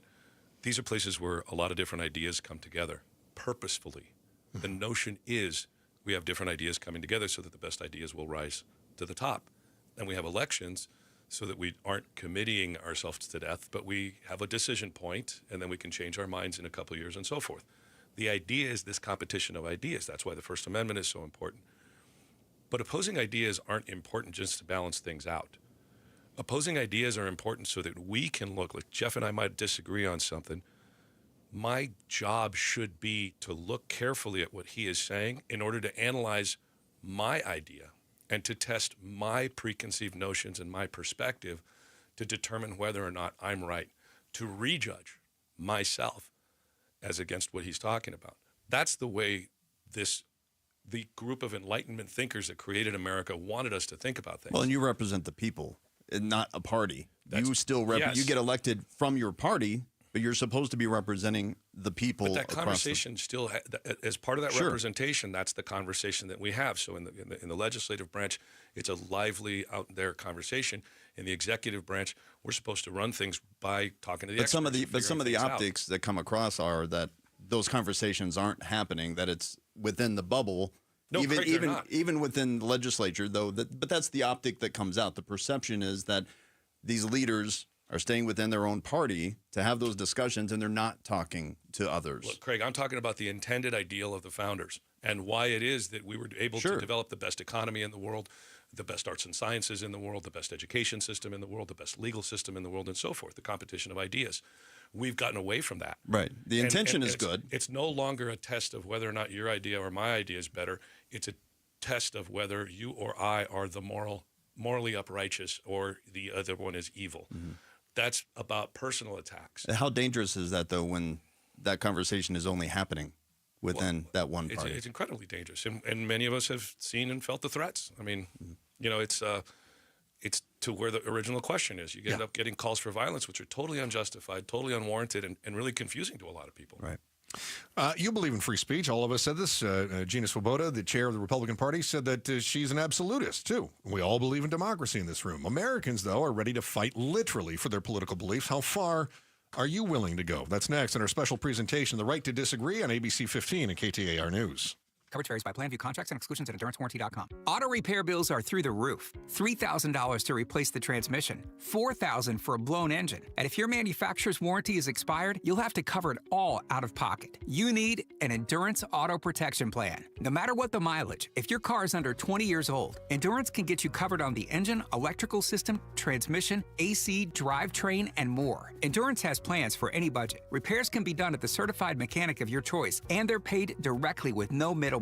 Plans cover 24/7 roadside assistance, towing, battery jumps, fuel deliveries, tire changes, lockout services, and a 30-day money-back guarantee. Act now and get our elite benefits, including complete tire care and key fob replacement. A $2,000 value at no extra cost. With Endurance, you could never pay for covered auto repairs again, so call now for your free quote. Call 800-378-7241. 800-378-7241. Again, that's 800-378-7241. Such a blow to investors. Whether you're a big trader or whether you have a 401k. Life can be complicated. Planning for retirement doesn't have to be. So what we're looking at here is a plan and a strategy that guarantees the retirement income, but it doesn't give up that growth for safety. Learn tips and tricks to help you move forward. That's not always debt. And when you have the money to pay it off, it's called leveraging. Tune in to The Parker Holland Show, Saturdays at 3 p.m. and Sundays at 9 a.m. and 1 p.m. right here on KTAR News. Every day, reliable, comfortable, connected. Every day you rely on power. At APS, we work around the clock to deliver some of the most reliable power in the country. But with Arizona's extreme weather, outages can happen. Stay safe and informed with alerts by keeping your contact information up to date. And visit our outage center for updates online or on the APS app. For more ways to stay safe and informed, visit aps.com/brighter. I'm retired, newly retired, so this was my first summer not working again. But I had problems with my shoulder. I mean, it was just like 1,000 needles going into my shoulder. Mike didn't want surgery. 6 months in a sling was not how he planned to spend retirement. That's when he heard about QC Kinetics regenerative treatments. It's a free appointment. And after the first treatment, the next day, I went out and played golf. The pain just wasn't there. No drugs, no surgery. Just your body's own natural healing power. Orthobiologic concentrated and placed exactly where you need them to go to work. I couldn't have asked for a better experience. I don't want to take on Mike Tyson, but he'd know I was there. Now Mike's heading back to QC Kinetics to get his knees treated. It changed my first summer being retired. It's one I can remember instead of regret. Get back to doing what you love. Call QC Kinetics today to schedule your free consultation. Call QC Kinetics, 602-837-7246. In Phoenix, Scottsdale, Peoria, and Chandler. That's 837-7246. 837-7246. It's a KTAR News and ABC 15 special, The Right to Disagree. I'm Chris Merrill alongside Craig McKee from ABC 15, and you'll find us streaming on the YouTube channel, both KTAR News YouTube and on ABC 15 YouTube. It's a simulcast YouTube show as well as being on the air live here on KTAR News. Joining us in the studio for our Right to Disagree special roundtable discussion is current Secretary of State Adrienne Fontes, a chairwoman of the Arizona Republican Party Gina Swoboda, and former U.S. Senator, former ambassador to Turkey. Is it Turkey? I know it's pronounced... Turkey is how they say it now. See, there you go. Still didn't get it right. Jeff Flake, now with the ASU Institute of Politics. I wanted to talk a little bit about the free speech right now. Most Americans, according to a recent poll that I saw, published by, I believe, NPR, take it for what that's worth. Who are they? Most Americans think that restricting free speech has gone too far. Now, Gina, you talked about being an absolutist. Do you feel that free speech in America is, in fact, being restricted? And if so, where? Yes. So here's something. I probably disagree with the Secretary a little bit about the tasks that CISA took upon themselves in the previous cycle. While I understand people's desire to prevent the spread of what they consider to be misinformation or disinformation, I don't think the government should ever be deciding in any way what that marker is. Like, what is the measure of that? Okay. So there was a guy who had a meme who was joking about the day of election day who got prosecuted. There was our current deputy attorney general was censored off of Twitter for things she was saying because she perceived something, I think, to have been related to improper election administration activity. So when that starts to happen, then the people lose faith in the government as a neutral entity that's allowing, we're talking about having the space to exchange ideas and bounce our ideas off each other and make ourselves better by understanding the other person.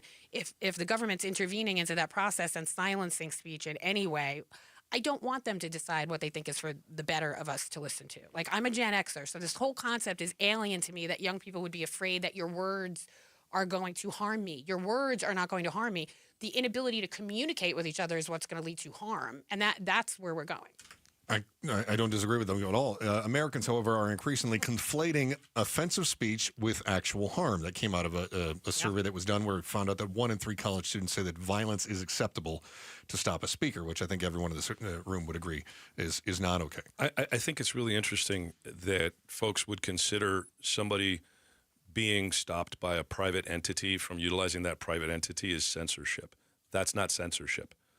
It's only censorship in a violation of the First Amendment rights, which I think we pretty generally believe on if it's a government actor. So if Twitter tells you to shut up, that's not a violation of the Constitution. Now it's Elon Musk and X who's telling you to shut up, not the government. We have to have that distinction, bright line drawn. The other part, though, I think is incredibly important because it is a federal offense to interfere with the operation of an election, to interfere with election officials. And I think the notion that it's just sort of a conversation when someone's purposefully trying to mislead voters and trying to tell voters that you don't vote unless until Wednesday, or you do this other thing that interferes with the voter's constitutional right. That to me isn't just free speech, and you have to have some form of. I think you have to have something behind the notion that interfering with somebody else's constitutional rights intentionally, and again, I would put the evidence really high, like beyond a reasonable doubt, it's got to be intentional, and I would make the burden pretty high for the government to prosecute on something like that. But I do believe that you've got to protect the interest of the voters and their constitutional rights as well. It's a balancing act. And so where you would say absolutist, I think generally speaking, we would agree. But any absolutism, in my view, goes too far. And there has to be some space in there. So let's say Chris and Craig got on here and said, look, election day is going to be Friday, first Friday of November, and kept telling people that. And people started believing it. That's a real problem because they're getting in the way of those voters' constitutional rights. Now, that all having been said, I think that there may have been a little bit of an overreach from the federal government on this, particularly as it comes to some of that stuff that CISA was engaged in. But at the end of the day, this is a new space because we've never experienced the kinds of attacks against our elections that we experienced back when this was happening. And so is there going to be a ferreting out, an evening of the approach? Is it going to become more reasonable from the government's perspective as time goes on? I hope so. But I also hope that we will continue to be vigilant when it comes to protecting the rights of voters. Secretary of State Adrian Fontes, you just heard rebutting what the chairwoman of the Republican Party, Gina Swoboda, had to say. I want to turn to former Senator Jeff Flake joining us right now. We all agree that censorship is when the government says it, right? You bet. But while that would be a violation of our First Amendment rights, it's still censorship if our employers say we didn't like what you posted online, right? Is there... That's in a different bucket. It is in a different bucket. Sure. I could Secretary- still lose my job, though, right? Yeah. And You so bet. while I might not be imprisoned, that's still a consequence for me. Are private companies clamping down too much right now, or is protecting their brand ultimately the most important thing for them? Well, I would think so, and I think we'll feel our way along here. And people will make mistakes. Government will make mistakes. Certainly, private companies will. And the key is to get better every time. And you know, my theory on all of this basically is more speech is better. Routinely, if you're going to err on the side of allowing more speech. Having said that, there are some things that. Well, let me just take the responsibility of elected officials again.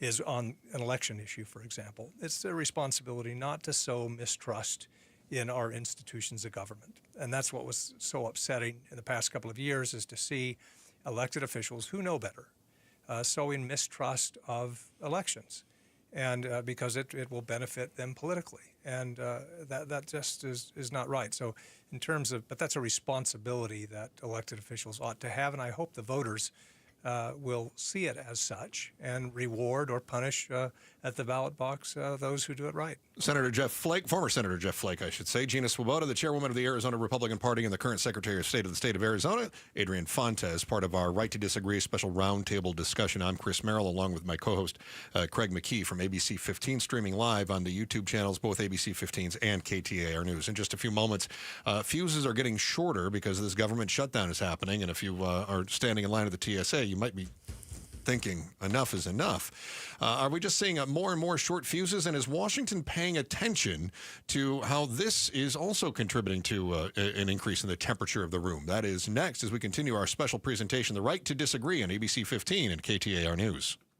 It's Gatos, and there's only one person that loves our Connecticut system more than I do, and that's the Gatos Bride. That would be me. What is it about the Connecticut system that you love? In addition to our glasses never being spotty and our towels being fluffy, it does so much for my skin and hair. You know, recently I became a flight attendant and I'm flying all over the country, and you don't realize how important water is until you're showering constantly in hard water, which is very similar to the water we have here in Arizona. I've always been a fangirl of Connecticut water system. I can't wait to get home in the evenings and get into a bath and have that spa-like treatment of what Connecticut Systems does for me. Aquazona is the exclusive authorized independent Connecticut dealer for Phoenix and Tucson. Visit aquazona.com or call your Connecticut dealer, 602-910-6570. Connecticut water. Very refreshing. As the old saying goes, size matters. At Morgan & Morgan, we have over 1,000 lawyers and nearly 6,000 people on staff. But at the core, this is and always has been a family business. Our family watching out for your family. Call us or email us 24 hours a day, 7 days a week, even on a Saturday or a Sunday. And if you ever have a problem, call our mom. Morgan & Morgan. For the people and your family. Injured? Dial Pound Law or visit forthepeople.com for an office near you. Now is a great time to start making smarter money decisions. Dave Ramsey here. Give the outside of your home some much-needed curb appeal with Rhino Shield permanent ceramic coating. Painting your home with traditional paint means you'll have to repaint every 4 to 5 years, costing you more over time. But with Rhino Shield permanent ceramic coating, you won't have to touch the exterior again for years. Rhino Shield comes with a 25-year warranty. Your home will always look like it's just been freshly painted, guaranteed. No chipping, no flaking, no peeling, no kidding. So, if you're thinking about painting your exterior, call Rhino Shield first for a free estimate and ask about their ceramic technology and its ability to reduce your cooling costs. Perfect for the Arizona climate. Tell them Dave Ramsey sent you, and you get 20% off a regular price. So call 855-487-4466 or visit rhinoshieldaz.com today. We don't think about it till we need it. Our water heater. Well, Paul Calvisi here and my guys at Day and Night Air Conditioning, Heating and Plumbing, they're all over it. Not just is it running efficiently? Well, 2 ways to help. Get a standard water heater flush for just $75 or a tankless water heater flush for only $139 right now. Remove sediment buildup, extend the life of your system, keep your hot water flowing. Schedule your water heater flush today at dayandnightair.com. dayandnightair.com. KTAR News now. It's 1:30. Good afternoon. I'm Bill O'Neill. The government shutdown continues as both parties continue to disagree over the fate of tax credits for health insurance marketplace premiums. Republicans say they're willing to negotiate after the government reopens. Congressman Greg Stanton says he's skeptical those would be in good faith after Republicans cut Medicaid funding in the One Big Beautiful Bill. Your closed closet is likely feeling the effects of this year's federal tariffs. From prom dresses to wedding gowns, formal wear prices are up by as much as 25%. The price of fabric also being impacted, jumping more than 35%. Some supplies are up 50%. Shop owners say they're absorbing costs while relying on repeat customers or even offering payment plans to help shoppers manage those higher prices. That's Faye Fredericks with our TV partners at ABC 15. The Surprise Police Department headquarters, that'll be locked up overnight starting in November. Surprise Police Chief Evan Becker says the change is an attempt to balance accessibility with security. Starting November 1st, the lobby will be locked nights from 5 p.m. to 7 a.m. The department says the changes are in response to an increase in theft of city property and people sleeping there overnight. A video intercom system will be installed outside the lobby. William Padmore, KTAR News. The Arizona Attorney General's office has partnered up with 2 state agencies to host a missing persons awareness event coming up this month. It's called Missing in Arizona, and it's being held October 18th at ASU's Glendale campus. Those who have missing family members are also invited and encouraged to bring any identifiers they can find, DNA samples, medical records, fingerprints, to the officials who are there. It will help the state agencies create a profile and hopefully expedite the case so the missing can be found. Find out more on KTAR.com. LaDonna Harvey, KTAR News. Now let's get to the Valley Chevy Dealers Traffic Center for a look at what's happening with those roads. Really not a lot out there slowing you down at this point in time. Things moving pretty nicely around the valley. Still may see them cleaning up that grass fire in Glendale, 99th Avenue and Desert River Boulevard. Your forecast this afternoon, lots of sunshine. Will hit a high of 98 degrees today. Clear skies tonight, dropping back down to 68 by morning. Mostly sunny skies for your Wednesday with a high of 97 degrees. Then things start to turn around. Chances of rain moving in. Just a slight chance of seeing some rain on Thursday. Otherwise, partly cloudy skies and a high of 97. Better chance of storms on Friday with a high of 94 degrees. Lots of sunshine out there right now. 90 degrees in Tempe. Weather is brought to you by Howard Aaron Plumbing. With a replace or repair, call Howard Aaron Plumbing. I'm Bill O'Neill on Arizona's news station, KTAR News. It's a KTAR News and ABC 15 special, The Right to Disagree. Chris Merrill alongside Craig McKee from ABC 15 hosting our Right to Disagree special roundtable discussion. Our guests this hour, Adrian Fontes, Arizona Secretary of State, Gina Swoboda, the chairwoman of the Arizona Republican Party, and Jeff Flake from the Arizona Institute of Politics, also former U.S. Senator from Arizona and former ambassador to Turkey. Turkey's fine. Turkey.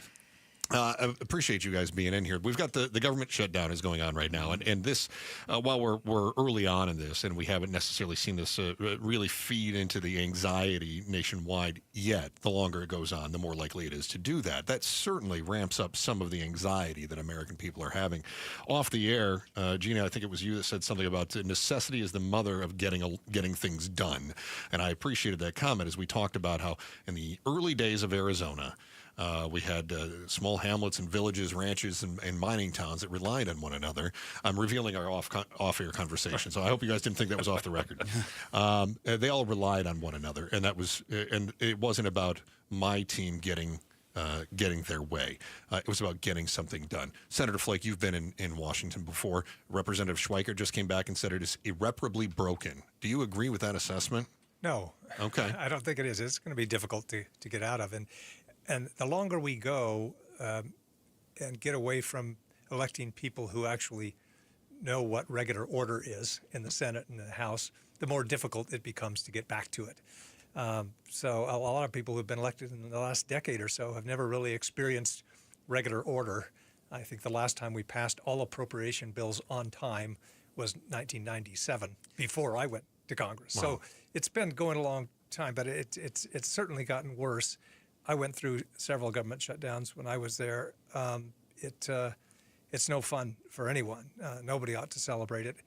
If you're a limited government conservative, you don't get anything out of it. It's not a money-saving measure. It just is grief to everybody, and just, I think, a pox on all our houses that we can't sit down and get it done. I mean, 64% of Americans say that they don't believe either side can get along well enough to solve the problems. Yeah, but that's born of experience. They're watching it, but I don't think it's irreparably broken either.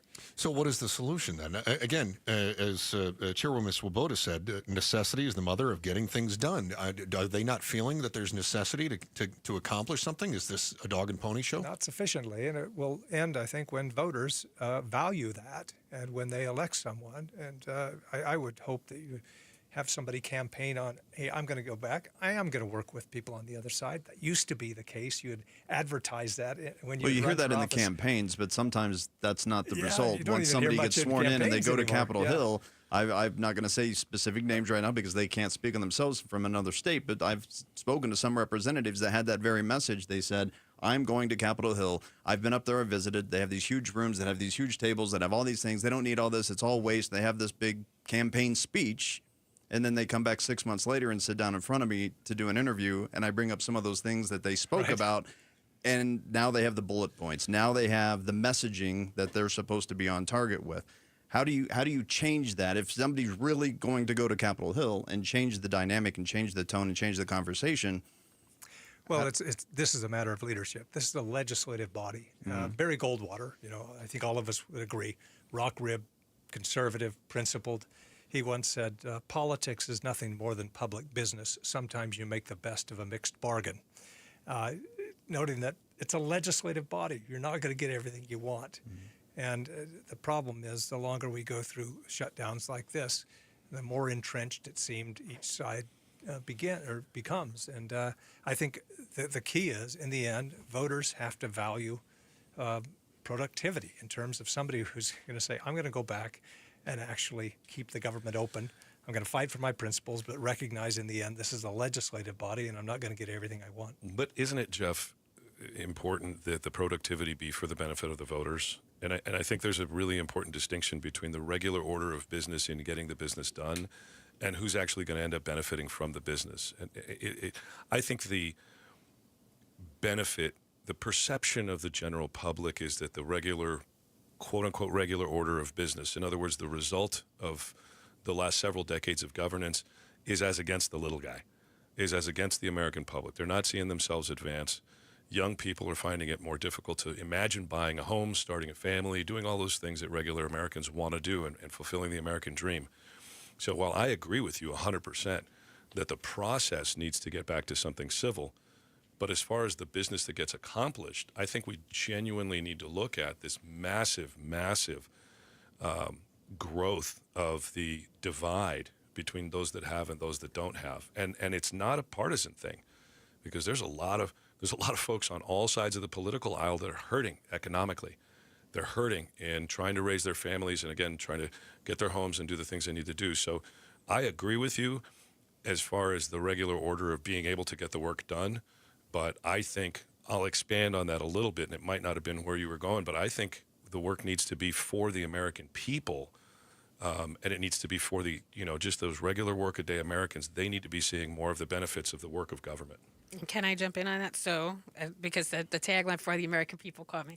So, the shutdown that we're having right now, in part, is because in the one big beautiful bill, we removed provisions that allowed Medicaid to be given to people with temporary status that the Biden administration had made lawfully present in one form or another, okay? And that vote passed, and then that was done, and now the Democratic Party is saying, we are not going to vote to reopen on a clean bill because we want to remove those provisions and then restore the Medicaid to large groups of people that had heretofore not been covered. And then you also have the issue, like rural hospitals are in trouble. I think we would all agree they're in trouble. We want to help keep them open. It's a necessity for all of the people in the area that are served by them. And my understanding is that the Democratic Party is trying to remove money from the bill. Then you have like the Obamacare subsidy. So these are real issues that are affecting real people, and we need to engage in the debate. So let's take what you're saying, because obviously you're very passionate about that, as are both sides of this issue. Yeah. And if we wanted to debate that, we would see that we've got passionate opinions on what's causing the shutdown. Is compromise a weakness. I've heard this repeated. Compromise is weakness. Compromise is weakness. The other side has been taking advantage of you for too long. If you send me to Washington, to Craig's point, if you send me to Washington, I will not take no for an answer. I will not compromise what you believe to be right. That is seen as a virtue, no doubt, and we're in a populist moment, I think, in our politics. Agreed. Okay? However, I get told all the time, and we've been told for a long time, elections have consequences, okay? So we had the election. It was very clear what the position was of the party that is now in the majority. We voted through a bill. We had debate. I understand if we're not in regular order. We had the debate as we have come to know it and passed this bill. And I have been listening to the Democratic Party for a long time talk about not hurting the people. What we're talking about right now is people without a voice. The secretary is referring to young people who have, to his point, no even hope of achieving the American dream. So they can't even see it. So if I may, yes, what I'm taking from you, though, is that you're saying the Democrats aren't compromising. Correct. Right. Correct. But in saying that, you're also being very rigid in your own position. No, because we had the negotiation. Well, so this is where, are we reading each other? Are we listening to each other? We had the debate. We had the election. Now, what is the compromise position? Is the compromise position to increase the spending on the Affordable Care Act, subsidies to the premiums that were supposed to be temporary for COVID, while everybody's yelling that there is no more funding and the country is bankrupt? Is it a compromise to remove a bucket of money to keep the rural hospitals open? I would like it if people would discuss how to get past it, but that shouldn't be part of the shutdown bill. What one party is saying is, let's talk about these issues. Let's try to come to a compromise in regular order after we reopen the government. But if you're holding everyone hostage and you're not having the debate and you're not engaging in the policy at the moment you're supposed to discuss the policy, and you wait to put all this pressure point, it's the American people that suffer. And what the point I want to make is back to the overall subject here. You were, I think, very correct in describing Gina's position as passionate.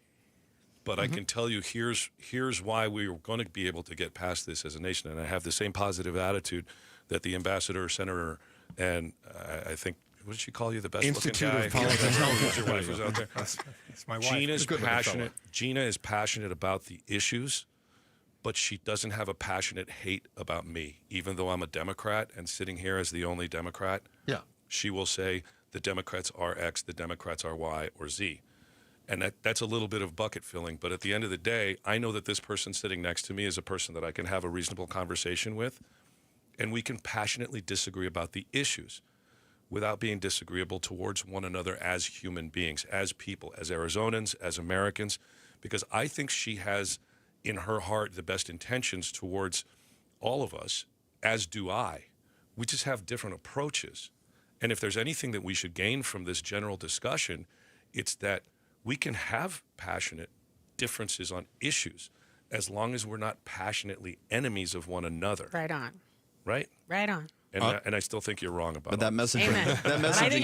That messaging though, I think needs to be repeated as part of this dialogue. This is a great start. I agree. To this, but there's so many other louder voices out there, louder campaigns or what have you that unfortunately diminish even this conversation today. We are going to be joined here in just a few moments by a fellow who's certainly dealt with his share of, I suppose, threats.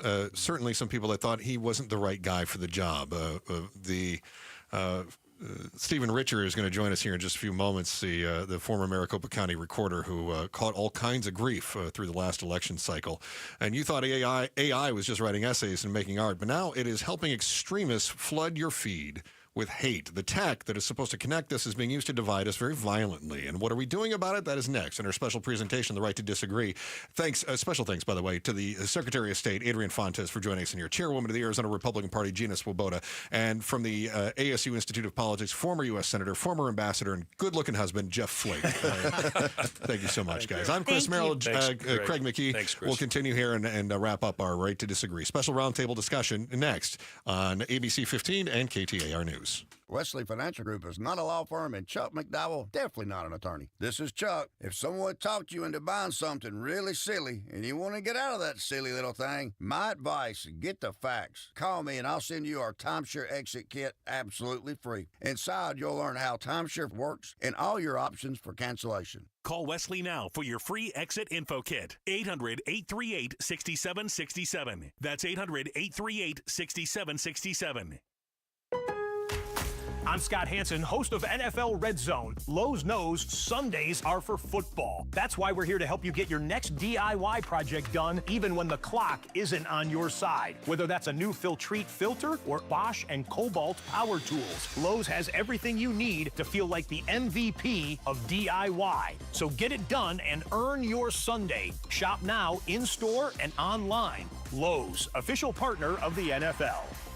Light up your home with holiday magic all year long. AZ Trim Lights programmable color-changing LED lights let you celebrate every occasion right from your smartphone. You gotta see them to believe them. Backed by the only real lifetime product warranty in the industry, AZ Trim Light offers competitive prices and uncompromising quality. Schedule your free, no-pressure quote today at aztrimlight.com. Don't miss out. Holiday deals are ending soon. Make your home shine with AZ Trim Light.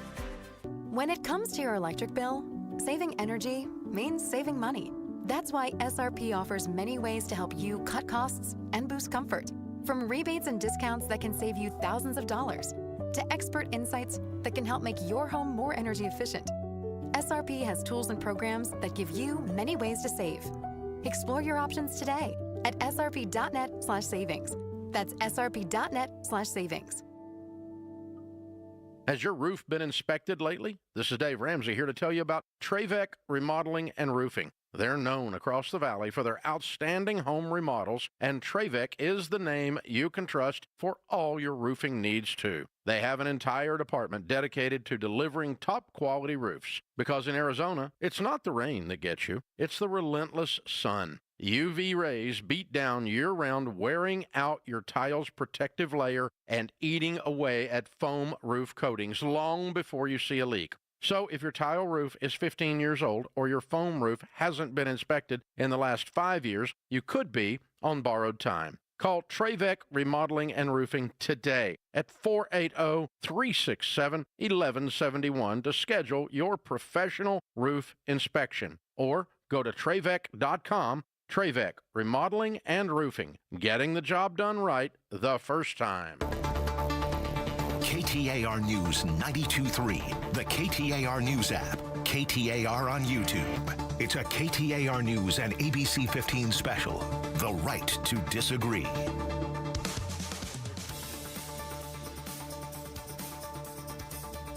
I'm Chris Merrill. Joining me as co-host of Our Right to Disagree is ABC 15 anchor Craig McKee. Craig, thank you so much for spending time with us here today. You've been fantastic. So a few years ago, Stephen Richer was the former Maricopa County recorder, and it was a very contentious time. He is no longer the county recorder. He is the senior practice fellow for the American Democracy at Harvard, the Kennedy School's Ash Center for Democratic Governance and Innovation. He takes 2 business cards to hand out his entire title, and we appreciate former recorder Richard joining us right now. Stephen, great to have you on here. I was just seeing that there's a new report warning about extremist groups that are increasingly using AI to intensify, in this case, anti-Semitic propaganda. This is the sort of thing that has to be terrifying when you talk to young people today. They're probably better at sussing out whether or not something is falsified, but in many cases not so much. What does it take for someone to figure out how not to buy into the nonsense? Yeah, well, I hope you guys have figured out the whole question of how to disagree and how to get good information. Yeah, we fixed it. And hopefully great. Then I just get to clean up and talk about, will the Diamondbacks be better next season or something like that. But I think the means of delivery and the tools have changed, but the basic nature of our media ecosystem and of sowing hate remains the same. I mean, it's nothing novel that people have found out that if you say inflammatory, extreme things, then you can draw a crowd, you can get some attention. Certainly this has been going on for my whole life. Just AI perhaps supercharges it. And I just sort of, I mean, just basic media literacy would go a long way in civic knowledge. I wonder who these people are who go to websites like gatewaypundit.com to get their information. And it's just like, it's so striking to me. And I wish we could better help people understand that not all websites are created the same. I think the media literacy, that becomes a challenge, though, doesn't it? When you're looking at folks who turn to certain online sources and they say, these are my sources. I spoke to a colleague many years ago who was in the news industry, and she had posted something that said XYZ was misinformation. I pushed back on her and said, no, here's the facts. Here's where you can find them. She says, I have my own sources. That's concerning in a world where AI can literally, right now you can put Benjamin Netanyahu riding a horse through downtown Phoenix eating an ice cream cone into AI, and that's what you're going to get. Take that to the extreme part of the conversation, you could really create major political divide and incense an entire community as a result. Yeah, I would say you're not going to regulate your way out of this situation. Mm-hmm. And I think that we tried playing whack-a-mole in the social media world over the last 6 years, where if we saw an inaccurate piece of information, we would flag it for the social media companies, and then social media would evaluate it and take it down. And I think that's just an impossible setup. And so I'm more interested in what is the technology that we can create? Who are the innovators out there who are going to be able to create a product that does more of that automatically, that filters things, that gives you scores, that gives you metrics as far as reliability. And I think there are some such tools. They haven't been widely dispersed and used, but I'm hopeful. Stephen Richer is a senior practice fellow in American democracy, Harvard Kennedy School's Ash Center for Democratic Governance and Innovation. You know what? He was just the former Maricopa County recorder. And he's joining us. Yeah. So I love what you're saying, too, about the whack-a-mole, but I would also point out that some of the fact-checking came under scrutiny because people didn't like that their facts were, that it was being fact-checked. In fact, people demanded that they be fed that misinformation. Are there any guardrails that we can reasonably from both sides, and I'm going to use that dirty word compromise again, are there any guardrails that we should be looking at for things like AI to make sure that they are, in fact, a net benefit to society?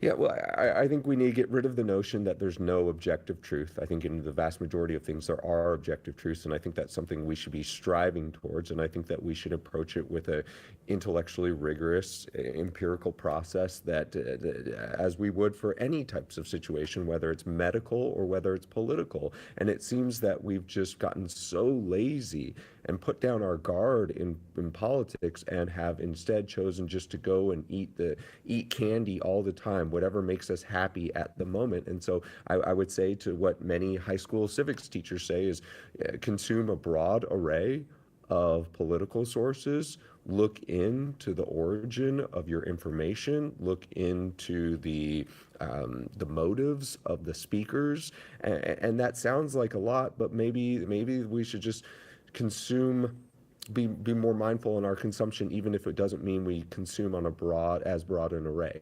And I think part of that also is reminding people that you're a consumer. The product you're using, whether it's Facebook or X or any of these other platforms that are out there, you are just a user of that platform. You don't necessarily have rights. If you look at that user agreement, which is usually 800 pages or something in fine print, the onus that many argue is that these organizations need to be the ones filtering and monitoring this information. But again, to your point, Chris, a moment ago, is those users then start feeling like, well, wait a second, now you're impinging on my freedom of speech. I should have a right to have this information or ingest this information.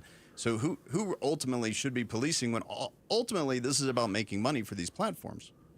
Right. And so I think we all sort of recognize the absurdity of an individual having to do that for every single news story. But I do think that there is an appetite for that being done. I'm optimistic about Barry Weiss from the Free Press taking over a major news network. And I think that the reason why people were yearning for somebody like that, people are potentially excited for somebody like that, is she brings a level of equanimity, a level of rigor to the news process. And so I hope that her model will prove very economically successful, and it will show that Americans are tired of just the dredge that comes at you from all different angles, and we want real news. And so may that then set off 1,000 flowers that bloom, and we have a news revolution.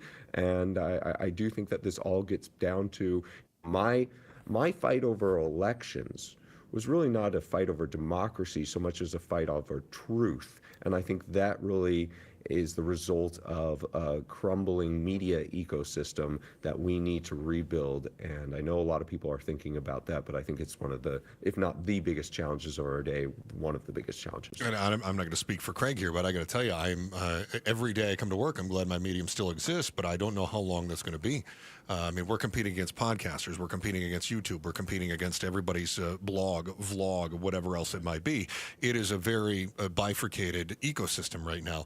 Do you see that? Do you see a lane that is profitable? I mean, that's the big one here. That's profitable for ratings and revenue for someone who is going to not feed the candy to the people who just want to be fed those same stories that confirm their bias.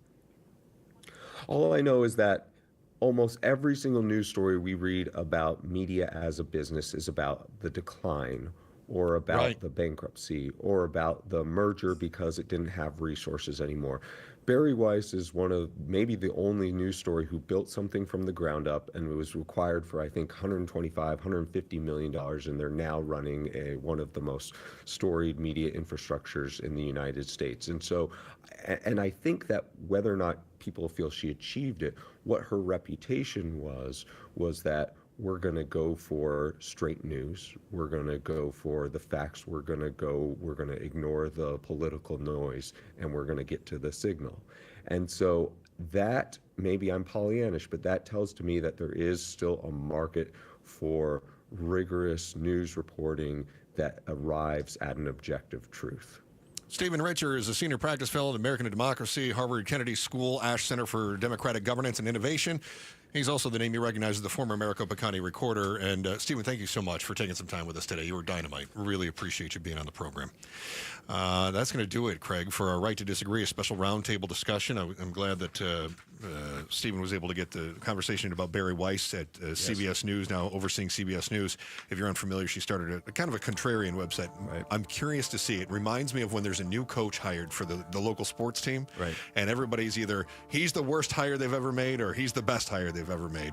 We don't know until it plays out. Does the quarterback flame out in the third game or what happens? It's something we're going to have to monitor. Obviously, if anybody has anything reactionary to this conversation today, craig.mckee@abc15.com. We would love to hear what you have to say about this conversation and potential solutions in your own community and what you're doing to maybe make it a successful conversation. And also remember, you're going to be able to find this on YouTube, both on the KTAR News channel and on the ABC 15 YouTube channel. Special thanks to Arizona Talks, who helped us put together our special round table, and I'm sure it won't be the last time we discuss this. The Right to Disagree, a special round table discussion with ABC 15 and KTAR News. So my mother is thinking of switching from Verizon to Pure Talk, but she's worried the deal sounds too good to be true. Michael, she said, how can those Pure Talk people offer me the same basic service as Verizon for so much less money? I said, Ma, go ask Google how much Verizon spends on advertising and promotions. A few seconds later, my mother said, oh my goodness, $12 billion a year? That must be a typo. I'll tell you what I told my mom. It's not a typo. Verizon spends $12 billion a year on advertising and promotions.